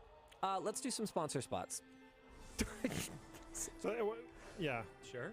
All right. You gotta give me a second here. The show is brought to you today by... Your last discussion question is funny. We didn't get to it, but it's funny. Oh, we can get to it after. Let's do it. We'll do it after. The show is brought today by Thorum. Thorum hand makes wedding bands and rings from rare and unique materials. They work with everything from whiskey barrels to antlers to Damascus steel to World War II rifle stocks and even dinosaur I can't get this thing out of the bag. Do you want me to get it? Thank you. The Meteosaur is made out of black tungsten carbide, meteorite, and real T-Rex bones. So this 4 billion-year-old meteorite and a 65 million-year-old dino bone are proof that good things take time, but great things take a little longer. You can get a ring sizer kit on their website to make your life easier when it comes to figuring out what ring size fits you best, and every ring ships within 1 business day and comes with a free Thorum silicone activity band and a beautiful wooden box that Luke will eventually get open. With over 10 years of experience and over 5,000 happy customers, Thorum is there for you, whether you need a wedding band or just a cool-looking ring. So what are you waiting for? Head over to the link in the description below and get 20% off with code WAN. He's got this. He has the strength. He has the power. Power and strength. Luke Lafreniere. Here it is. You can't see anything anyway, but Thorum insists that we open up the box on camera. There's a ring in this little bag. That's the activity band. Oh, that makes sense. That is, wow, that's quite the hefty thing. It's actually kind of cool. Okay, anyway, the point is, the show is also brought to you by The Ridge. Minimalist, yet functional, the Ridge wallet is your next everyday carry. Ridge wallets can hold up to 12 cards and still have room for cash with either a money clip or an elastic band. And if you worry about the quality of their products, you are silly because they use only the highest grade materials. Okay, that's not in the talking points. They use only the highest grade materials and offer a lifetime warranty so you can enjoy peace of mind. The Ridge doesn't just make wallets. Their key case is a favorite of ours over here at LMG. It's made with the same materials as their wallet and keeps all your keys secure in a small profile. No more jingle jangle in your pockets. And, again, no need to worry. The key cases also come with a lifetime warranty. So follow the link in the description and check out what the Ridge has to offer. You can even get 10% off your entire purchase and free worldwide shipping by using code WAN at checkout. Finally, the show is brought to you by Zoho One. Zoho One makes running your business easier by integrating CRM systems with other business applications, such as accounting, marketing software, HR, or communication. Read it slowly for graphics. Their easy-to-use interface keeps tools organized so you don't need to be a technical expert. You can send out purchase orders, create marketing campaigns, and manage shift scheduling all in a few clicks. Their CX dashboard helps you identify where you need to improve your customer experience, and they've got numbers, charts, pies, and funnels. Wow, look at that. Read slowly for graphics. You can see the data all in a glance, and what the devil am I looking at right now? Are you working on the beach? No problem. Their mobile app makes your dreams come true. You can easily run your business anywhere. This has to be Dennis. I bet Dennis was involved. So check out Zoho One using the link down below and get a free 30-day trial with no credit card required. Yes. I'm hijacking this back. I'm taking my camera view back. Yes, it was Dennis. Yes, it was Dennis. All right. Well, that makes perfect sense. Oh, man. Oh, that was a big one. Man, okay, what was our second discussion? Oh my God, that's not a good discussion question. I disagree with both of you. It's not a question, it's just a statement, but it's very funny. The discussion question is Skyrim in the Olympics when? I want to see the bronze medalists clip through the podium. That's great. That's great. Oh, it's pretty good. But yeah, there's a lot of speculation that a lot of the titles were chosen on the basis of their close relationship to established governing bodies. Yeah. So developers in Singapore Yeah. that had close relationships with the governing body in Singapore. I think it's pretty clear this is all corrupt as and Yeah. we should reject it. Everything Yes. but the chess one. Yeah, because like chess.com is fine. Yeah. All right. Oh, we should do a couple of merch messages.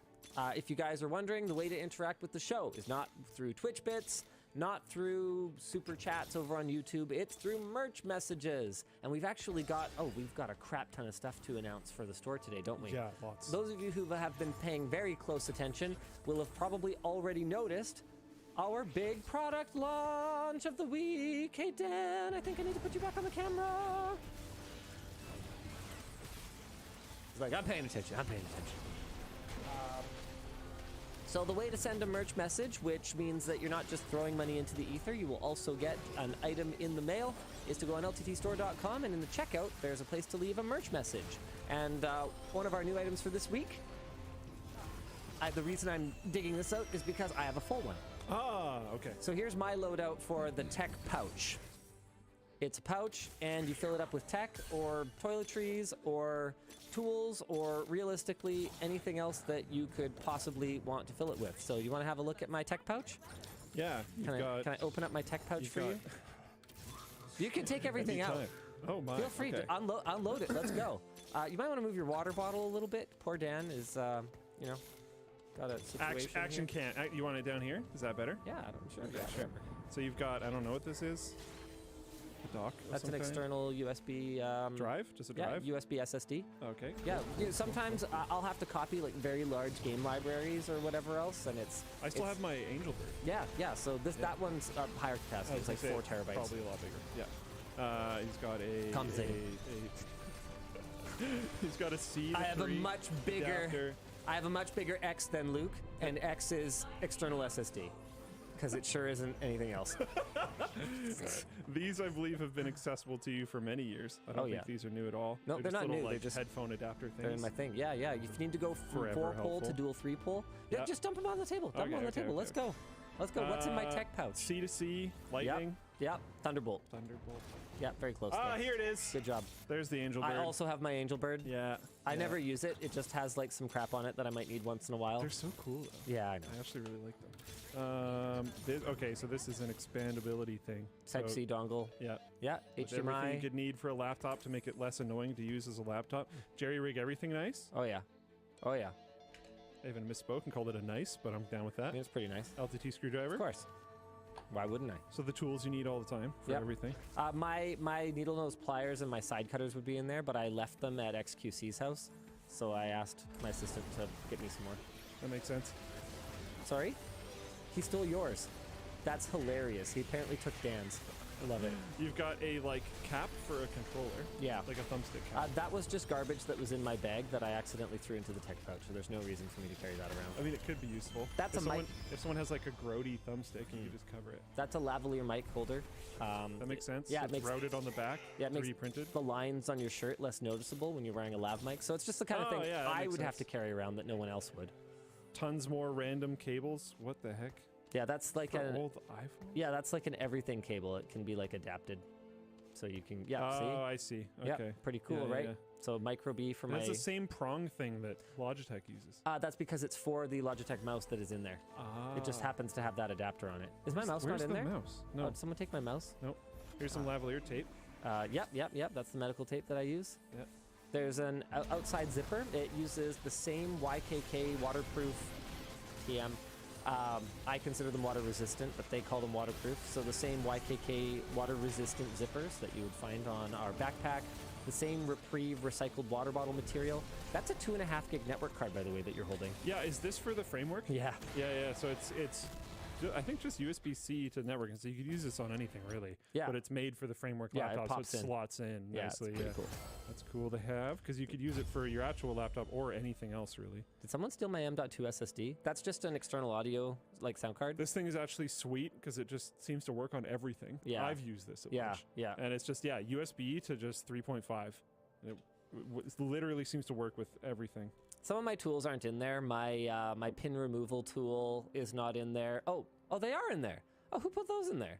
Oh, okay, that's great. I don't want to really take all those out. They were playing around with my stuff a little bit for the shoot, but so I have like jeweler screwdrivers, and then I have like an ATX pin removal tool, Molex pin removal tool. Some spare like water cooling fittings. Yeah, every once in a while you never know if you're going to need a fitting or whatever else. Yeah. But yeah, do you want to just kind of spread it for me? Not that part. Okay, that's very awkward.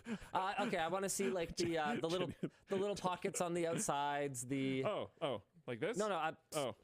You mean this? Yeah, on the outside edges. Yeah, or the inside of the outside. I don't know how well that's going to show. There's there's a pouch here. Yeah. Is that showing properly? The elastic ones. The elastic ones. On the orange. Here. There you go. Pockets. Oh. So there's lots of pockets. Oh, there's an SSD in there. You never know when you're going to need an SSD. That actually comes up a lot for me. But if you just give them a bit of a better angle so they can... Yeah, there we go. So there's like 3 pouches back here. And then the other side has something similar. Pen holder. Penciler pen holders there. And then on this side, there's like just a bunch of loops. Yeah. Brother. So we have some loops. We did a lot of internal polling, finding out what people wanted to be able to carry around with them. It fits perfectly in the bottom of the backpack, obviously, with a water bottle next to it. Yeah, it's okay. We're back to the main camera now. I think you've made your point. But yeah, it's a tech pouch, really high quality materials, and it's on lttstore.com. And does it fit in a specific spot in the backpack? Yeah, it just sits at the very bottom of the main bag of holding. Yeah. We've got a couple other LTT store things to discuss, but people are asking for dimensions of the pouch. Is that not just on the store? I hope it is. Is it not? Okay. We should get that updated for you all. Oh, man. I would look forward to that being in the product information in the future. Yeah, that'll be there very soon. 900D by 900D? I don't know what that means. Man, what were the other things I was supposed to say about the store? Dan, do you remember? Oh, yeah. Stickers. Where are the stickers? Stickers. Oh, they're right here. Yeah. Oh, Dan, back to the camera. We have a new 2023 sticker pack. So it's in the bonus bin, which are the free items that you guys can get on lttstore.com with your order. So we now have new stickers. That one's really fun. Save that one for last. Let's do all the other ones first. No one gets to see it. We've got Soon TM. I'm holding it next to Luke's face. Hey, there we go. Soon TM. Oh, we got the Trust Me Bro guarantee. Yeah. Sarah was like, really? Really? I don't need to be that. Yeah, he doesn't need to be in focus. Yeah, just make that in focus. Yeah, we're good. Yeah, we're good. Hold on. You have it there for a second. Oh boy. Can he do it? Oh, it's locked on your face, Luke. It's locked on your face. Okay, why do you keep putting it over there? Okay, all right. Trust Me Bro guarantee. There we go. We've got LTT store. Is it com? Is it cum? No one knows. Can't read it. This is the lab? Yeah. That's a cool reflective-y rainbow. Yeah, Sarah sticker. pushed hard for that design. She really likes it. Hey! Floatplane sticker. Let's go. I think it's a little bit of an angle. Yeah, nice. What else you got? Little retro computer. Cool little CRT. Yep, old school computer. That's a bit of a throwback. Eggshell. Let's go. That's sweet. All the memes from this year. Hot takes. Little WAN show shout out for us. Yeah. Very nice. It's full of WAN show shout outs. And the generic. Classic. which is did good. did you just call that the generic? What would you call it? LTT circle logo, obviously. Generic LTT circle this logo. is the best one, though. This was brilliant. This was Sarah's idea. I can't take any credit for it. It's playing. That's actually pretty sweet. So it's a window, like an Explorer window, and it's a tech tip. So you can write any tech tip you want. Yeah. So cool, right? And based on the material, I don't want to say that you could. I think you can erase it. You might be able to erase Yeah. it. Yeah. So you could like update your tech tip. That's actually pretty sweet. That's a good idea. Those are cool. Those are all good. The last big update is we finally have some bloody printed shirts in stock. Let's go. Screwdriver t-shirt is back. Case t-shirt is back. The one I'm wearing today, the display panel layers shirt is back. I like that one. And so is the headphone shirt. There you go. So we finally have some shirts back in stock. By the way, if you were signed up to get a notification when these came back in stock and you got like 7 notifications, let support know, because we had an issue with that. So we actually turned off our back in stock notifications while we were trying to solve it. Or does he have to make our own thing eventually? Really? Probably. We Why just can't constantly have Shopify problems with plugins this. not just work? Some of them do. I don't feel like I'm asking for that much. Yeah, some of them do. All right, well, at any rate. But we've had like other problems with it, and it's just getting kind of frustrating at this point. It's not like super high on the list, but I feel like someday it's gonna just.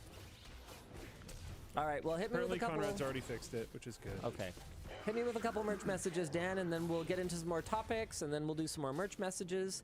Maybe Sure. we'll get some dinner, do WAN show after hours. No, probably not. I think we could. My treat. We could wrap this up. Really?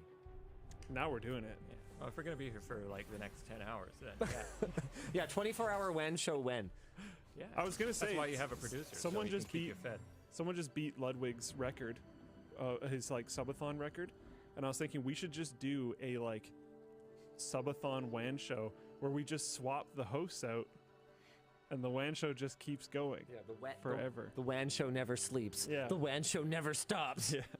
I got a question for you. If I buy you dinner, did you technically buy yourself dinner? No. If you expense it, then yes. Then yes. Ah, okay, that makes sense. Yeah. All right, I got one here from Griffin. Hey guys, starting a new IT job next week, and I thought the screwdriver would be a perfect gift to myself. Any Yeah. comment on why the tech pouch looks easily supported? Honestly, we started from a very different place. I had never seen the Peak Design one until I saw people mention it in the chat before the show. So I was like, oh, I will go look at this. A lot of times, like there's people that completely unrelated, like pre-internet, they'll invent the same thing at the same time, different parts of the world. I mean, I have no there's- doubt that our designers probably looked at other options on the market. What is different about this one is that the layout of the inside is very much tailored to what Tech our stuff. team requested. Yeah. So we made sure that the so here, hold on one sec. And a lot of it's like the materials involved, like it's the Reprieve fabric again, so it's made from water balls. I've always appreciated personally. So here's a bit of There you go. feedback that I gave them early on in the process. I was like, these pouches need to be able to hold like a gaming mouse, not just a Magic mouse. That was something that we observed from some of the samples that we did bring in, where I was like, this is stupid. Like, I can't even put a mouse in this thing. How am I supposed to operate without a mouse? Also, if you have an LCD backpack, it like perfectly visually matches, which Yep. I think is cool. I like the orange. I haven't looked at the Peak one. I have no idea if they have like highly visible fabric. It's on the probably inside. good. I've heard very, very good things about their stuff. Everyone that I know that has bought Peak Design stuff is very happy with it. Yep. so- I mean, that's the thing, right? Is LTT Store is not.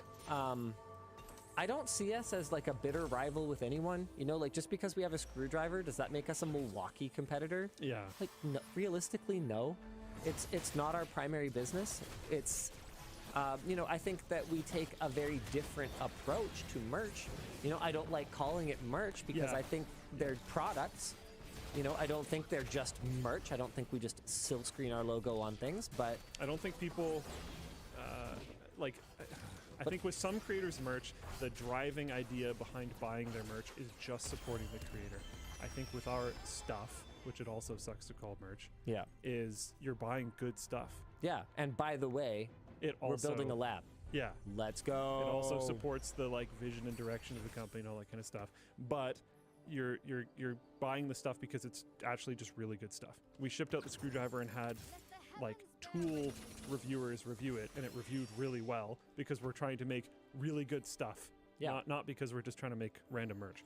We could have made a screwdriver a lot faster. The shirts are like great. I love our shirts. And they went through a lot of revision to get to a point where they're good. Yes. And yada yada yada. Like it's not just like puked out merch in order to support a creator, which I'm not even dogging on. Nope. It's just fine. not. It wasn't our approach. That's all. I have bought merch from creators with the sole idea of it supporting the creator. Yep. And I'm totally fine with that.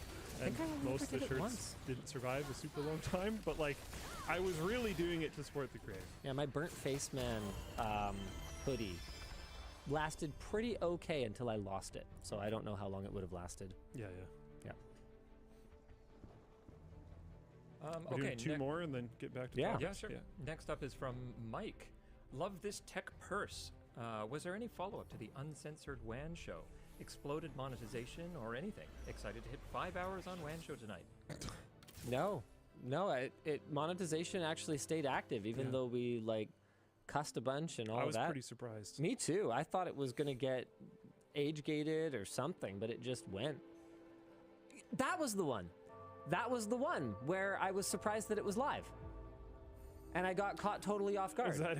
Yeah, because I just sat there for so long at the beginning thinking, oh, it couldn't possibly have started yet. And then I realized that the show was started. Yeah, I didn't remember it was that way. Yeah, I remember because I had intended to start like swearing a bunch right the second the show started, because I know that in the first little bit it matters more. And so some people had commented, oh yeah, he probably waited because of what? No, I waited because my dashboard usually has a 10 to 20 to even 30-second delay before it actually goes live, but it went live immediately that time, and I didn't realize. Okay, last one for this section is from Anthony. Linus, what is your biggest regret as far as decisions you've made for LMG? These are spicy. My goodness. Biggest regret? Not taking the offer. No. No, I don't regret that actually. I mean, I worried I would. Did I ever say how much the offer was? No. Oh. Well, it wasn't 6 figures. And it wasn't 7. And it sure as hell wasn't 5 or under. Yeah. There's a lot. It wasn't 8 either. So that should give you some idea. Yeah. I have not regretted it for a moment. I think that the timing was perfect for a moment. I'll give you 8. Wasn't I No. No, I don't regret that actually. I worried I would. Did I ever Biggest regret as... Okay, last one for this section is from Anthony.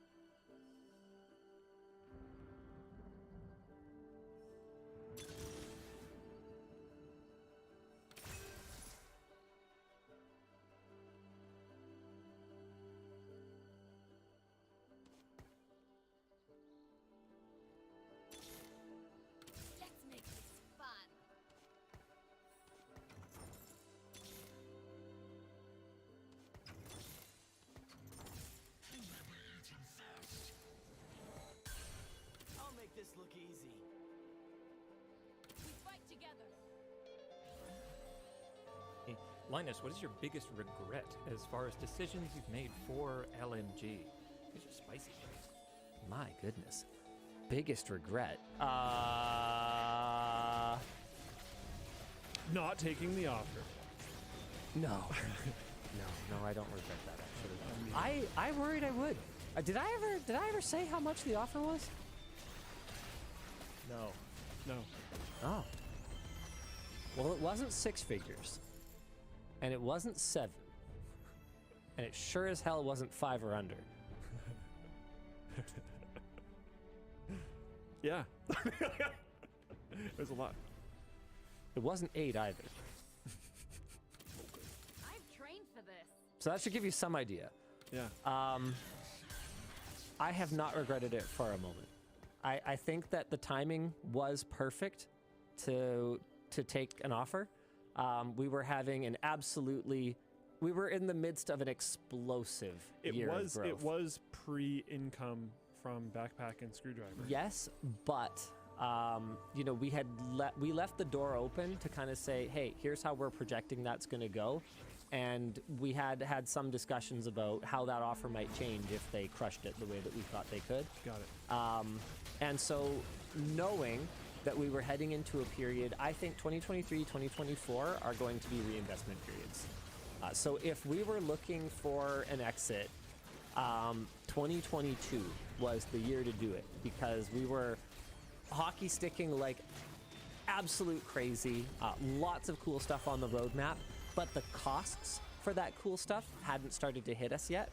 Like building out the lab has been phenomenally expensive, honestly. Like if you bought a screwdriver, if you bought a backpack, if you sent any kind of merch message, if you anything. Subscribe on Floatplane. Yeah, if you subscribe on Floatplane, you're a huge part of why this vision is happening, because because we couldn't do it otherwise. It's that simple, right? So if we wanted to take an offer, that would have been the time to do it, knowing that we were going to be heading into a couple of years that we're not going to see profits grow, maybe even shrink. Right now, we are down year over year in terms of profitability. Don't worry, we're fine. Everything is fine. We're still profitable, but we're down compared to last year. And that's even before factoring in Screwdriver and Backpack, right?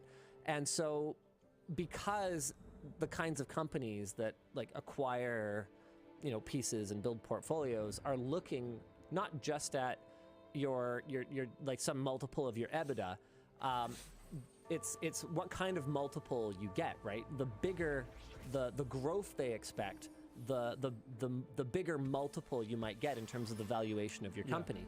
So EBITDA would be like your earnings before taxes, something, basically like your net income,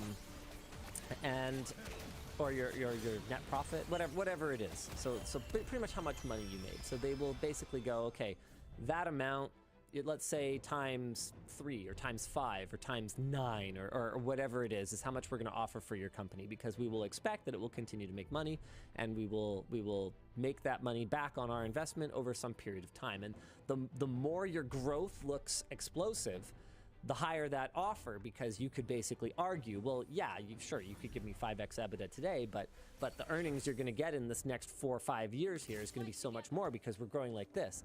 So the time to take it was 2022, and the not time to take it is 2023, 2024, because I knew that wasn't going to keep happening the way that it was.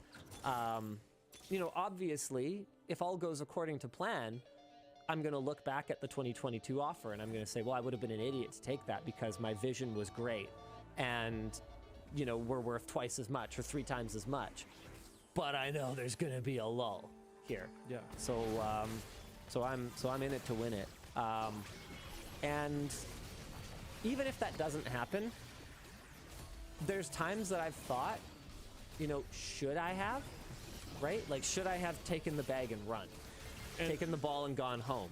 And to your credit, if you were just financially motivated, I mean, you said the amount of figures, right? I did, basically. You would have been chillaxing to the end of all days. All cool. Yeah. What was some b-ball outside of the school or whatever? Something like that. Yeah.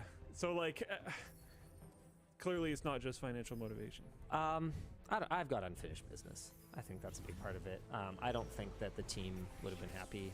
There's a lot that we could unpack. I don't think we're going to talk in detail about this right now. There's a lot of different angles. Yeah. But the bottom line is that would have been the time to take it. I forget what the question was. What's your biggest regret? Oh, I jokingly pointed that out. Yeah, so that was obviously no, I have not regretted it. It's hard for seeing where we came from and where we are today. How on earth can I possibly say regret about any of it? Part of my, I guess we might get into this later, but I've been reorganizing and getting rid of a bunch of old stuff and whatnot. And I was finding some old hard drives that I had stashed away and making sure that I had all the data off them on my NAS. And basically in every case I did, but I was still sorting through old stuff, and I found my like archived forum folder. Oh. And I found a bunch of like when my Twitter account passed 1,337 followers. I have like a screenshot of when it got exactly then. I have a bunch of the screenshots from the V Bulletin days. Oh, of the forum? Nice. I have the screenshot from when Windspeed and I were dealing with a certain server host that I'm not going to point out because we requested an IPKVM, and they hooked it up to someone else's server and then gave us the access to it. So we had full direct control over someone else's server. And I screenshot the communication log of Windspeed and I being like, guys, you need to take this away from us. What are you doing? I've had a bunch of old stuff like that. That was quite the memory lane to go down. The old original design of the forum when it finally came over to IPS, like all this other kind of stuff. It was very cool. Oh, screenshots from Razer's like Discord competitor. Oh, comms. Yeah. Good old comms. Man, yeah, it's been a ride. It's been a ride. You know what? Okay. I don't think we would have done the sponsored video on the Facebook portal. Or was it something? I don't know. There was some like, I don't know. Is Facebook even the worst of the tech giants? They're all just sort of terrible. There's a lot of stuff where the question is biggest regret. I could easily come up with regrets. Yeah. But to single something out and go, biggest regret. That's tough. That's tough. Regrets are a hard thing too because like, yes, maybe not doing that thing would have been better. Yeah, but, it like, implies you would have done it differently. Exactly. With all the information that I have now, would I do that differently? Like, yeah, but also it clearly didn't hurt us that much, so maybe not. And I it's don't not know. a super applicable real question because you didn't have all that information, so like what? And even the times that we have financially engaged with Facebook, we haven't done anything that breaches our internal ethics guidelines. Like we never said anything, or external ones, we never said anything we didn't believe. We specifically, I think it was the Quest 1, we did a sponsored video, we specifically told Facebook, look, we are simply not doing this if we can't address the requirement of a Facebook account and like these things. We're not going to gloss over these. And we held the line. We drew our line in the sand, and if companies are okay with that line, then like who cares? Then from my point of view, I'm sitting here going, okay, so you want to basically pay me to make the video I would have made anyway? Like, okay, yeah. I've done a lot of those over the years. Sure. A really good example of that was the Micron factory tour. Like, silly Micron. Would have come here regardless. Yeah, they didn't have to give me any money, but I had the business team. I was like, no, grind them, put the screws to them, because like I'm running a business here, right? I can't. You have to do that. I can't pay Luke and Dan in a great experience that I had in Idaho, right? Like. I mean, there's been some times. You know what else I found on that server? Uh-oh, were there pay stubs? Yeah. Oh no. I don't take responsibility for the NCIX ones. So that was not my fault. In November, before we broke off. Okay, not my problem. So yeah, it's NCIX days. Good. I have an email sent to you because as much as it was NCIX, you were my boss. But I have an email sent to Linus with an invoice and a request of like, could this be paid relatively soon because I haven't been paid in 2.5 months and I need money. And I looked at the invoice and I remembered that I used to get paid $5 per LTT video. That is not my fault. Actually though. And I fed him. You did? That was out of pocket.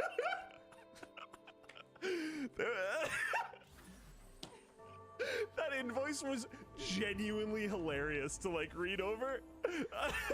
And I would like to make another point.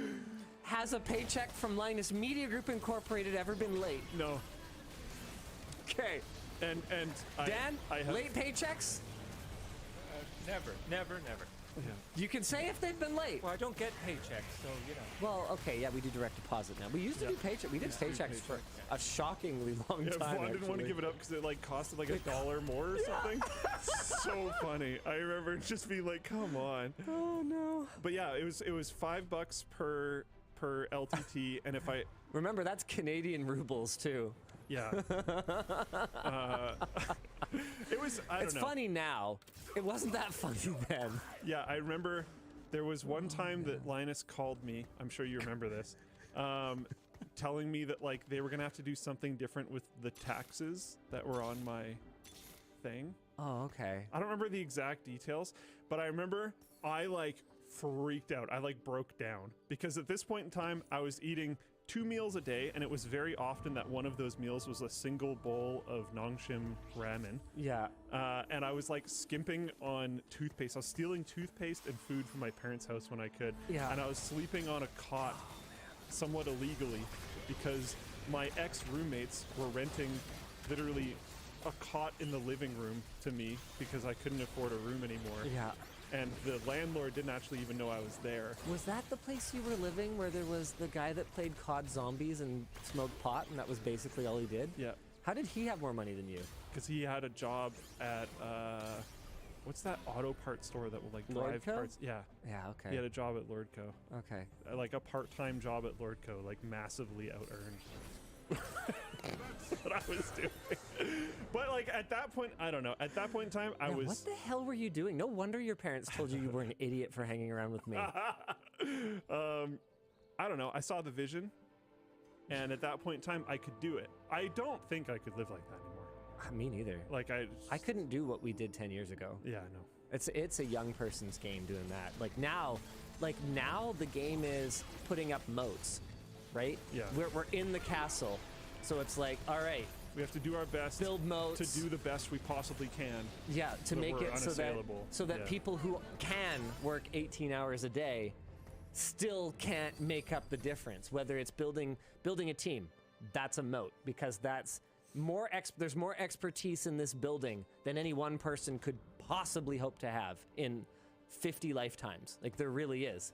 So that's a moat. Equipment, like lab equipment, that's a moat. You know, a newcomer can't afford it, right?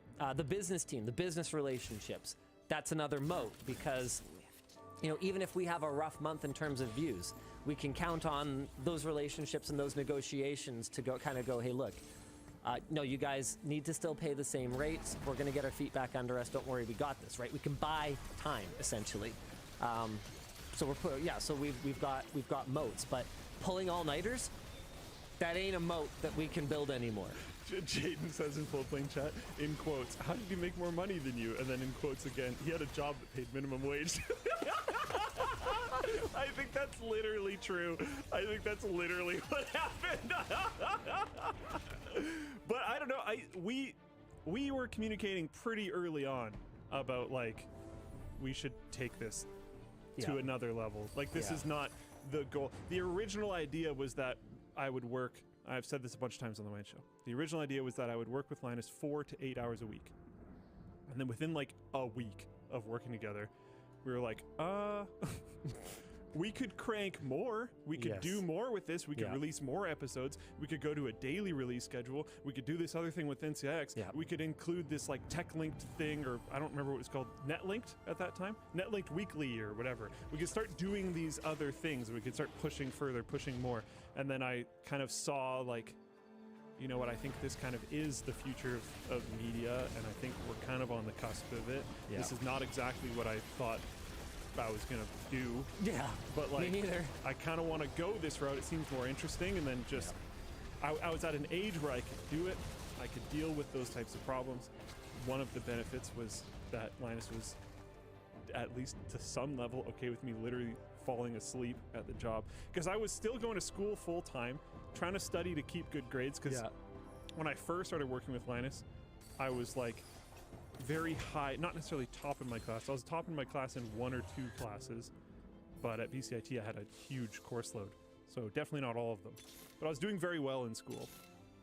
So I was trying to keep that up, and then working with you was supposed to be 4 to 8 hours, which would have been sustainable, but then we 10x'd it.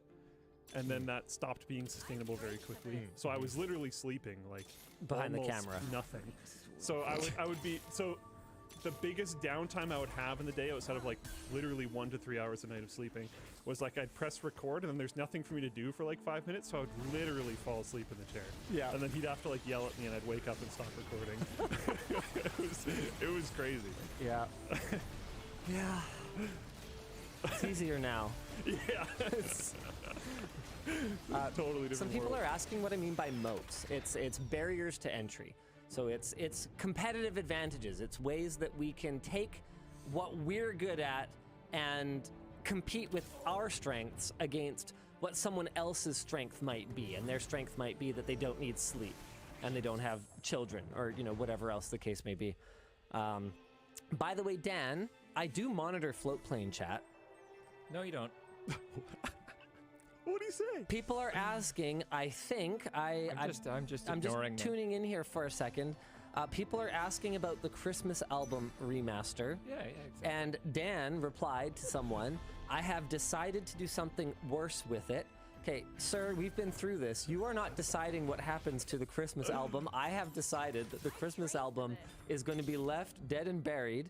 And then Dan goes, I can't say anything. Linus is here. You've said enough. And yes, I am here, and I see it.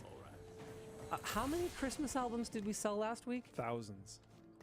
That is... last week specifically, I don't actually know the exact number, but I know that as of right now, we are in the thousands of totals sold. And it's definitely a ton more than it was before. To the point where, if I remember correctly, I sent you a message. I think we've revenued over $4,000 on it. Minus 10.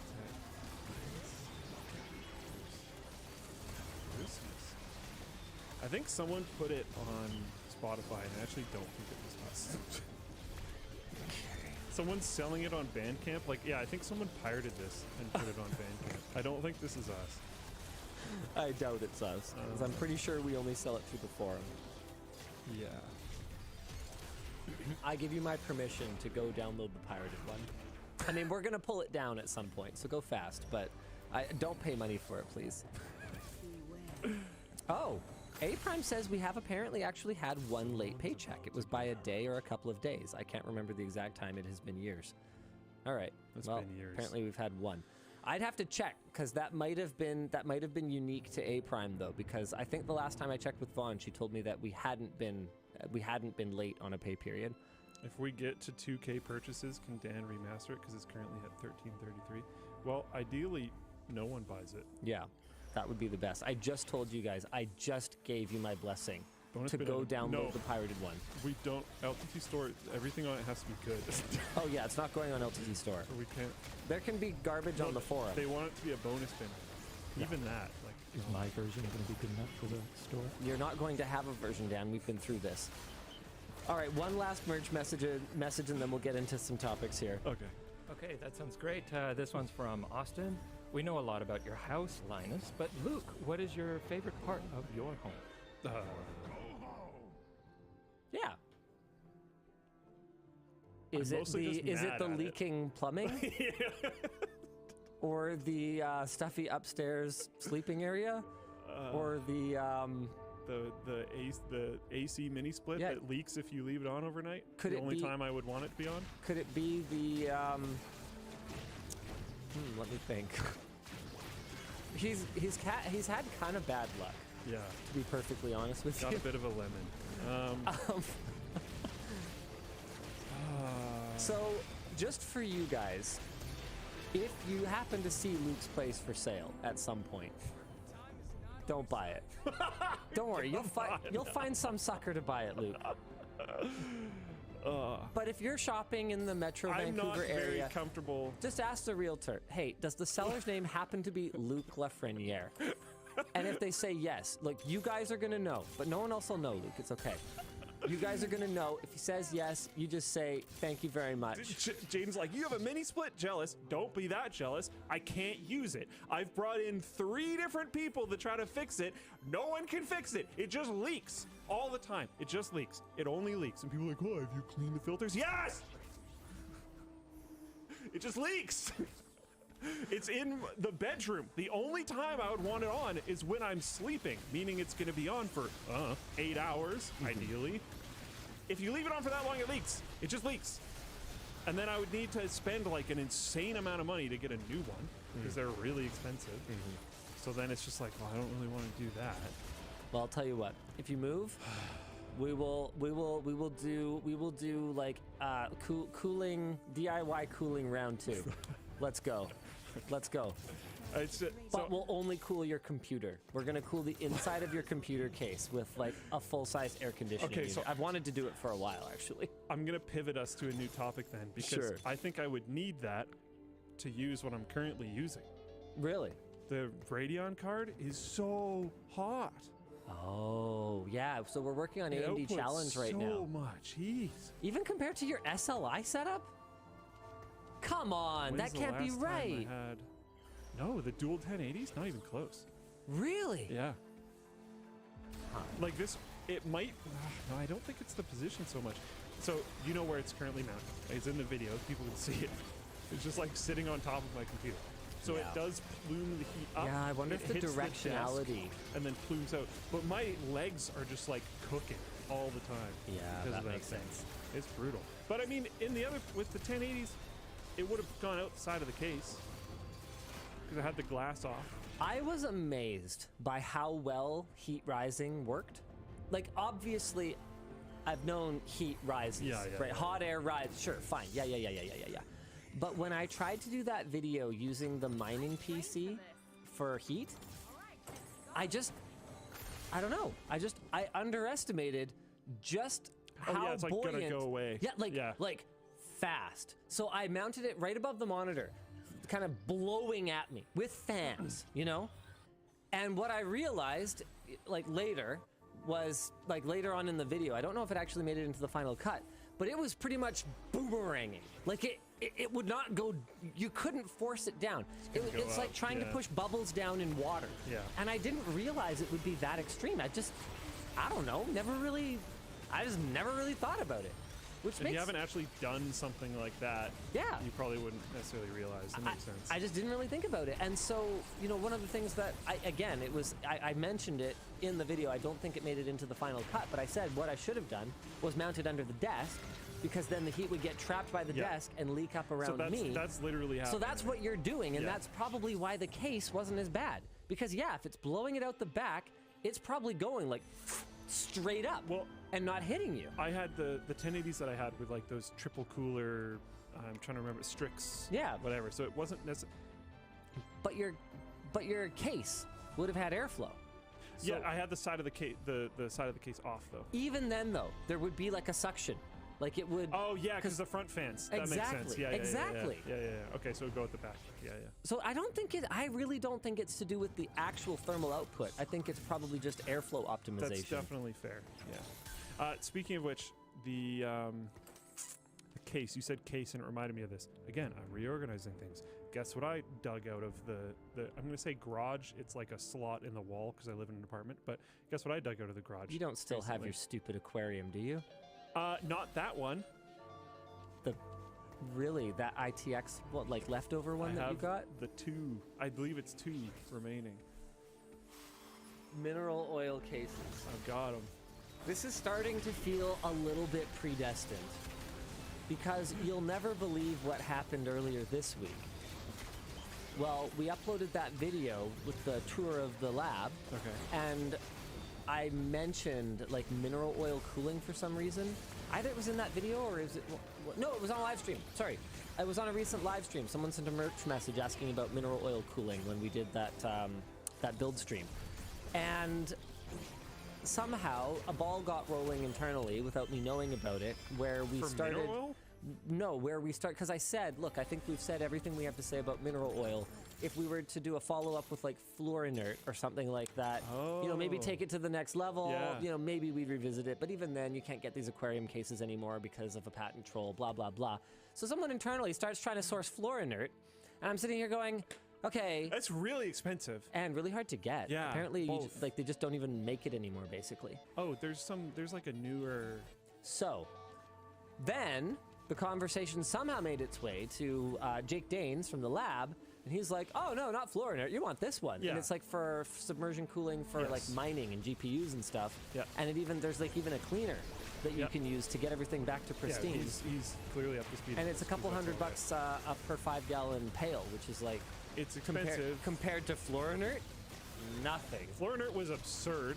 Yeah. Mineral oil was cheap relatively. Yeah. And then this thing it's expensive, but it's not like... It's closer to mineral oil than it is to floor inert, but it's in the middle. Floor inert, you were going to spend like thousands. And so I'm sitting here going, we've got cases, we've got fluid. Am I going to be able to avoid this?